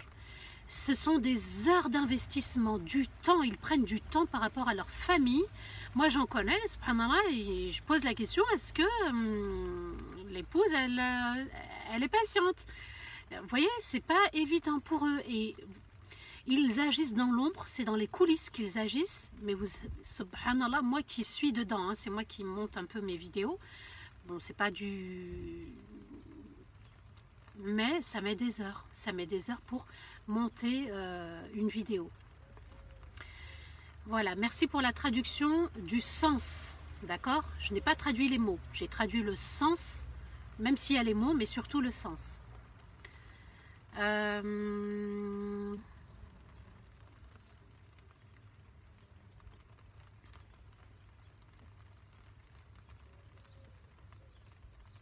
S'il vous plaît, les questions féminines, vous me les envoyez pour que je réponde rapidement. Mettez femme avant le selem. Femme, ensuite vous écrivez selem. Quand je vais voir femme, je réponds tout de suite. Parce qu'il y a des priorités, il y a des messages où c'est un peu urgent, je réponds. Et le tayammum remplace aussi les grandes ablutions. Si tu ne peux pas faire les grandes ablutions, oui. J'ai apprécié ce direct, merci. Oh, Nathalie, elle est encore là, mashallah. Je vais lire son message. Vous vous souvenez de notre sœur chrétienne d'hier? Merci, ce sont des rappels pour moi qui suis chrétienne. Merci de me fortifier. Nathalie, tu es toujours la bienvenue, tu nous as touchés, j'ai eu des retours. Il y a des musulmans dont l'entourage n'est pas musulman aussi. Et franchement, ta présence, elle est plus que honorable. Continue à nous suivre, continue à être parmi nous, tu es vraiment la bienvenue. Toi et tes proches, toi et ceux qui sont chrétiens ou celles qui sont chrétiennes comme toi. J'espère que les messages d'hier t'ont fait chaud au cœur. Et franchement, nous qui sommes musulmans, ça nous a vraiment fait chaud au cœur.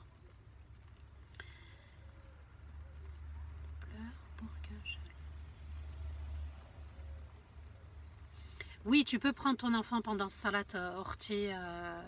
Voilà, le mieux c'est que fais-lui faire sa sieste, ensuite fais ta prière avec concentration. Mais s'il est à côté, tu n'as pas le choix, oui, tu peux le porter, orti, oui, bien sûr. On envoie où les questions? Ah oui, Messenger. Messenger, il n'y a que ce moyen. Messenger, vous mettez juste avant femme et ensuite Selem. Bravo Nathalie, vous pouvez l'encourager encore, hein.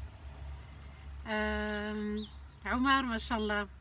Allah te récompense pour ton travail, cette belle conférence. Allah vous récompense tous et toutes. Elle aimerait vous rencontrer. C'est qui aimerait me rencontrer? J'ai pas compris. J'ai 11 ans, je regarde le live. Marie-Lynn, mashallah, on t'embrasse très très fort. Alors Marie-Lynn, tu es musulmane, tu es non musulmane. La dépendance affective, est-ce aimer par excès? Oui. C'est ça, aimer par excès, c'est-à-dire que on est tellement attaché qu'on peut négliger, par exemple, les actes obligatoires, notre relation avec Allah, si seulement on aimait dans la dépendance avec Allah et non pas dans la dépendance avec les gens. Amin, amin, amin, amin, amin, amin, amin. Alors, ma fille de 14 ans n'arrive pas à comprendre le jeûne. J'essaye de lui expliquer tous les jours avec vous d'autres conseils. Écoute, ça veut dire quoi? Elle ne comprend pas le jeûne? C'est qu'elle ne veut pas jeûner ou elle veut d'autres explications? Si elle ne veut pas, elle ne veut pas jeûner, elle ne peut pas jeûner à cause de sa raison, et ben elle est pardonnée vis-à-vis d'Allah. Et si, regardez, rien que ça, c'est la na'ma de la raison. À 14 ans, elle ne comprend pas pourquoi il faut jeûner. Est-ce qu'elle jeûne ou pas, Orti? Est-ce que tu peux nous éclairer? Et puis aussi,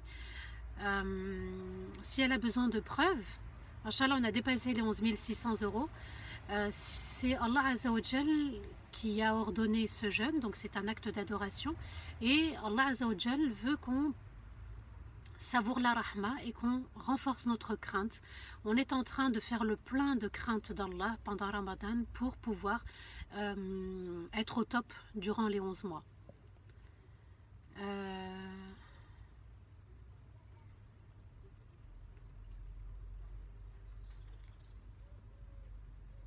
Ah, Nathalie Jupiter a mentionné le désir de vous rencontrer. Alors moi je suis lyonnaise, je ne sais pas de quelle ville elle est.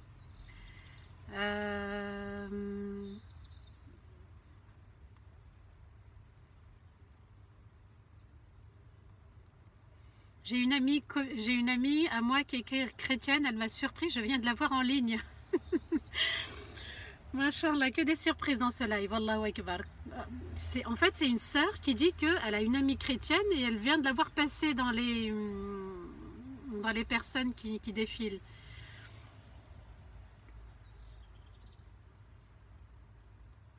Bravo Nathalie, bienvenue Nathalie, qu'Allah te guide Nathalie, voilà, machallah Nathalie, bravo Nathalie.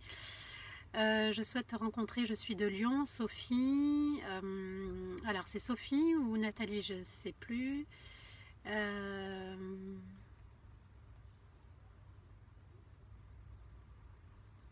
Quel verset lire quand un enfant est stressé ou angoissé? Surat al-Fatiha, elle apaise. C'est celle qui soigne, qui guérit. Que Dieu nous guide, amin, amin, amin, amin.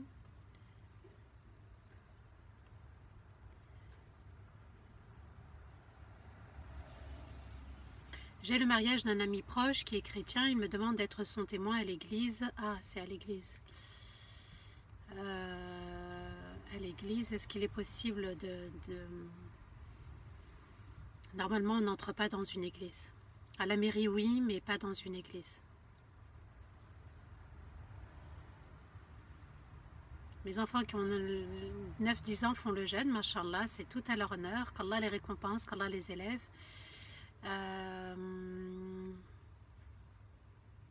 Sonia, qu'Allah te récompense. Bravo Nathalie, je suis musulman, j'ai 11 ans, machallah. D'accord, et tu regardes les lives. Continue, Wildy, continue mon enfant.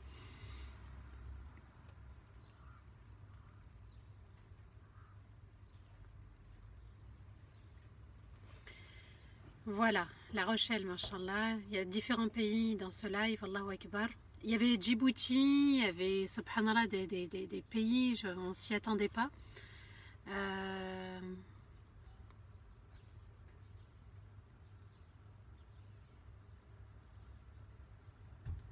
Alors, les ablutions pendant Ramadan, on recrache tout simplement quand on avale, enfin quand on met de l'eau, on se rince la bouche, et bien on recrache. Et puis, quand on est sûr qu'on n'a plus rien, 2 fois, 3 fois, à la fin des ablutions, là, voilà, on recrache 1 fois, 2 fois, 3 fois, excusez-moi d'employer ce terme.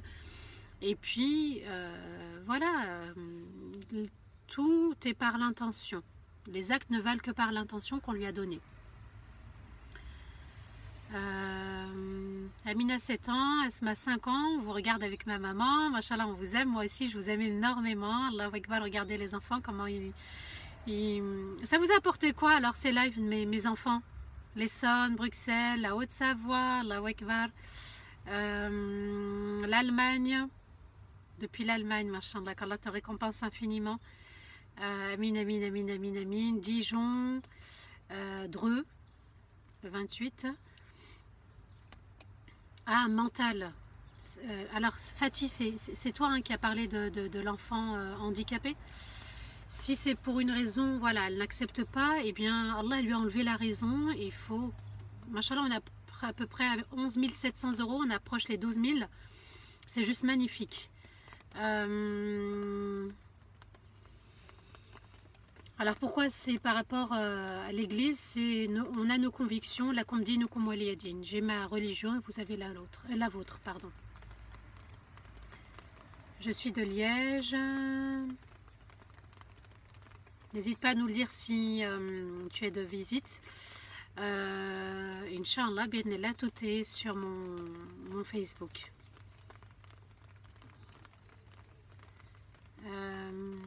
Le 77.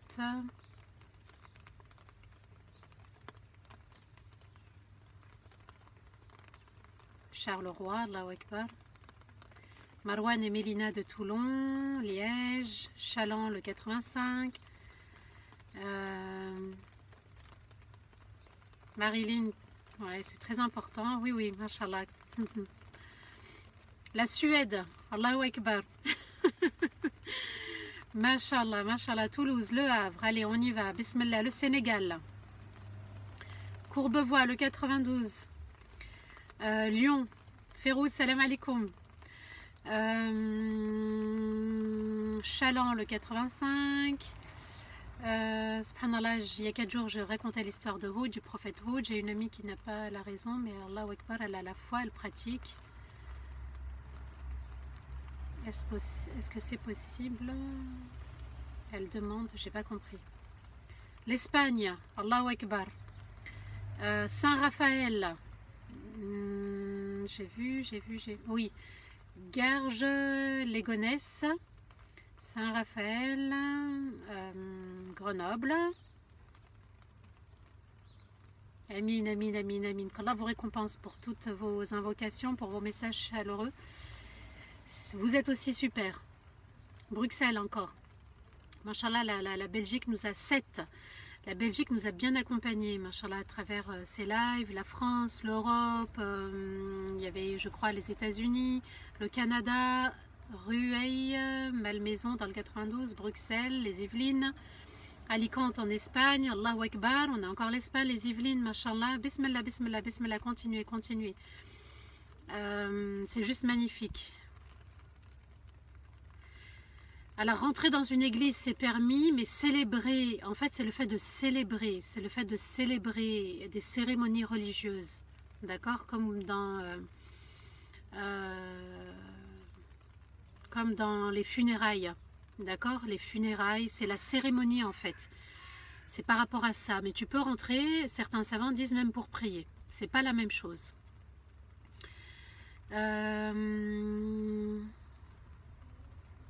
Grenoble, Montréal, Allahu Akbar, Moissy, dans le 77. Alors quand tu mets femme avant le Selem, c'est dans Messenger. Mais femme, c'est Nathalie qui l'a écrit, là j'habite à Moissy, dans le 77, je veux vous rencontrer. Alors quand j'aurai l'occasion de monter dans le 77 à Paris, pourquoi pas, d'accord? Mais tu peux m'écrire en privé, Nathalie, voilà, si tu as des questions ou si tu veux qu'on se contacte, bismillah. Bruxelles, Montpellier, Allahu Akbar, machallah, c'est juste magnifique.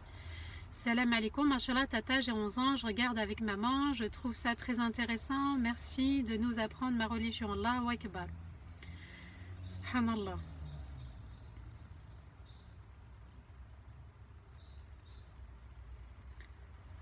Chassieux, machallah.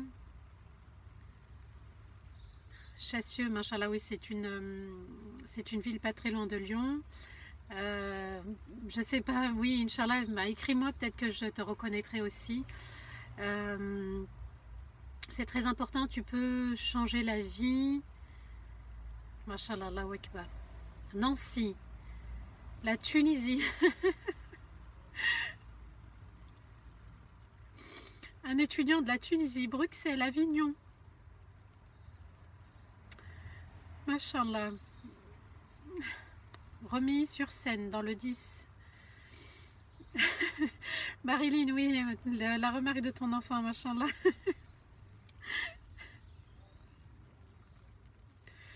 Je travaille dans une synagogue, est-ce que c'est interdit ou pas? Réponds-moi, écris-moi en privé, Inch'Allah. La Mulatière dans le 69, machallah, c'est pas très loin de Lyon. On peut écrire en privé sur Messenger, oui, quand c'est des questions d'ordre féminine, mettez femme juste avant. Montpellier, encore, machallah. Gucci, merci. Ton nom sur Messenger, c'est Samah bint Abdel Azim. Samah bint Abdel Adim. On a presque atteint les 12 000 euros. Continuez, il me reste 200 euros et on boucle les 11 200. Amin, amin, amin, amin, amin. Valence, Allahu Akbar, à 1 heure de Lyon. Montpellier, la Kabylie. Machallah. Givor, machallah, mes sœurs de Givor, oui, je vous ai vu passer. Mélina, qu'Allah te récompense. Machallah, même les enfants de 12 ans sont apaisés. Vénitieux, Allahu Akbar. Allah récompense l'équipe de Darifton, machallah, oui, il faut les récompenser, les soutenir et les motiver. Je m'appelle Fatiha, j'habite à Lille, j'ai 10 ans, machallah, elle aime bien les lives et qu'Allah, oui, nous récompense tous par le paradis. Jamila, tout près de ton cœur et moi aussi. Machallah. Depuis l'Allemagne, encore, machallah. J'apprécie le travail. L'Allemagne nous dit, vous êtes de la même famille que le Hajj Rachid? Non. Rachid El Jay? Non, non. Non, non.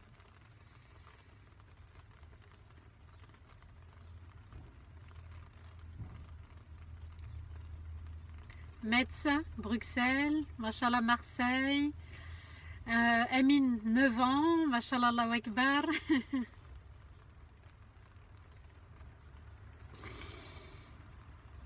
Mon mari et mes enfants regardent les lives.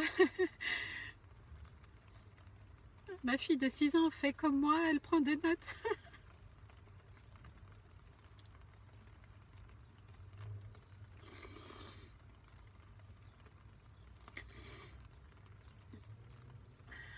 Inch'Allah, tu m'as remonté le moral. Mes filles ont près... On a... Oui, il y en a une qui a 7 ans, machallah. On pourrait se rencontrer en Tunisie. Oui, bidnillah.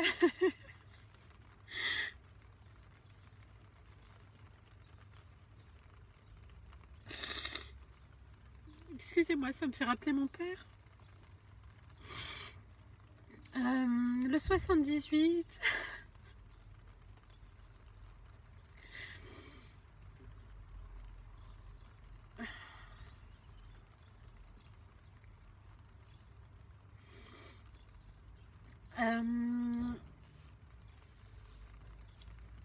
Les enfants peuvent commencer à jeûner vers l'âge de 7 ans, à peu près. Ils commencent une fois, voilà, un jour, 2 jours, 3 jours. Ils peuvent commencer à ce moment-là. Il faut vraiment les motiver. Et eux-mêmes, ils demandent. On a tous été enfants. Et puis, on avait envie de suivre un petit peu le move, c'est-à-dire le fait de s'abstenir, de faire comme les autres et de passer ce moment convivial ensemble autour d'un repas. En famille avec les 4 enfants, machallah. Machallah. Excusez-moi, c'est voilà, quand le frère a dit Tunisie, ça m'a rappelé aussi mon père qui est enterré en Tunisie. Lille, Villiers-le-Bel, machallah. Ma fille de 9 ans s'appelle Lila, elle est autiste et elle me dit que ça me... Machallah.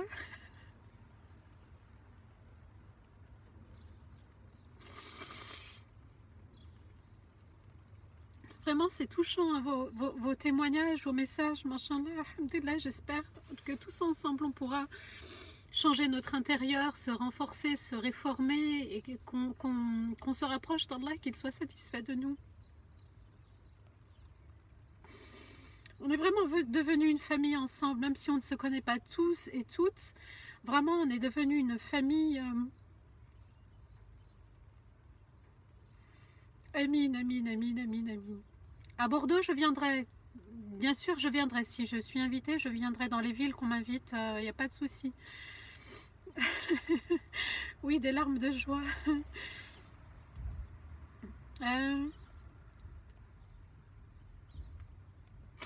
Merci Farida, qu'Allah te récompense. Excusez-moi, c'est... Voilà, mon père y est pour beaucoup hein, dans ce que je fais, dans ce que je... Voilà, il m'a porté énormément dans ma vie et machallah, il est parti et...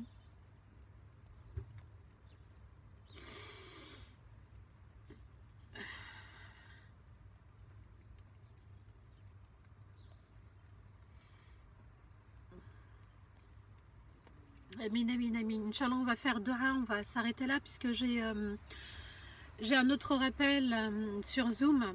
Donc Allah vous récompense infiniment. Mashallah, le Firdaus, oui, pour toute la communauté. Alhamdulillah, ya Rabbil Alamin.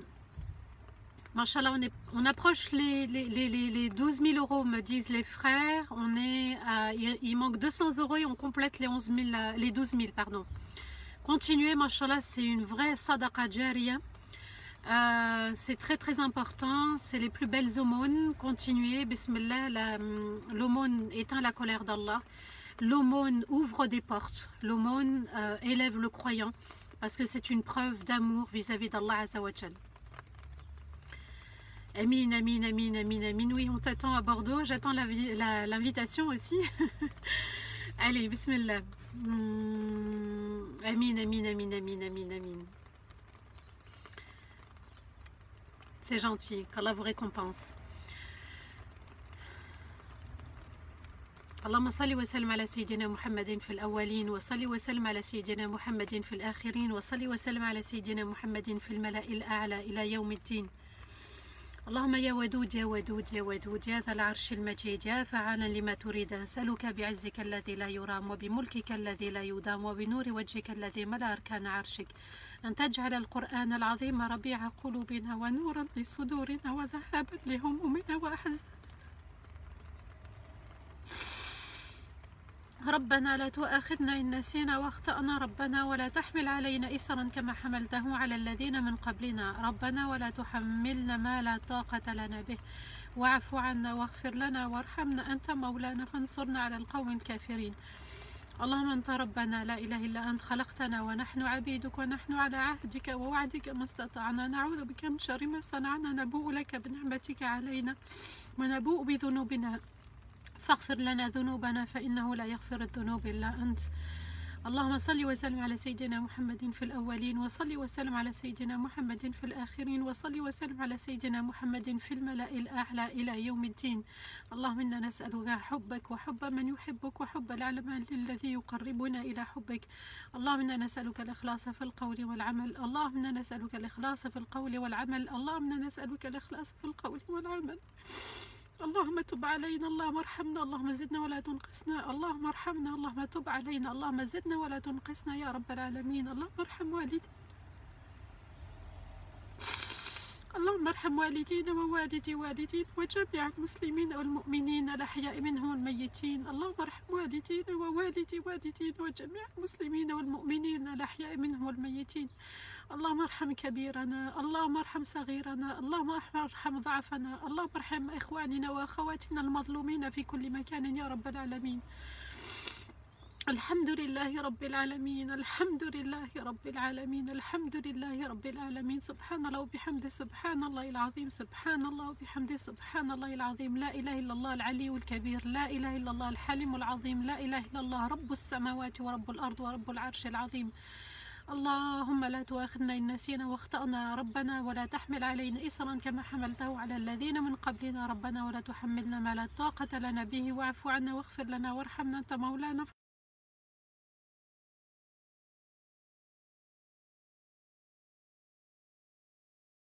لا شفاء إلا شفاءك، اشفي جميع المرضى من المسلمين. اللهم أنت الشافي لا شفاء إلا شفاءك، اشفي جميع المرضى من المسلمين. اللهم أنت الشافي لا شفاء إلا شفاءك، اشفي جميع المرضى من المسلمين يا رب العالمين. اللهم صل وسلم على سيدنا محمد في الأولين، وصل وسلم على سيدنا محمد في الآخرين، وصل وسلم على سيدنا محمد في الملأ الأعلى إلى يوم الدين. سبحان ربك رب العزة عما يصفون وسلام على المرسلين والحمد لله رب العالمين. Qu'Allah vous protège, qu'Allah vous honore, qu'Allah vous élève à travers ces beaux actes d'adoration pendant Ramadan, qu'Allah nous offre le meilleur.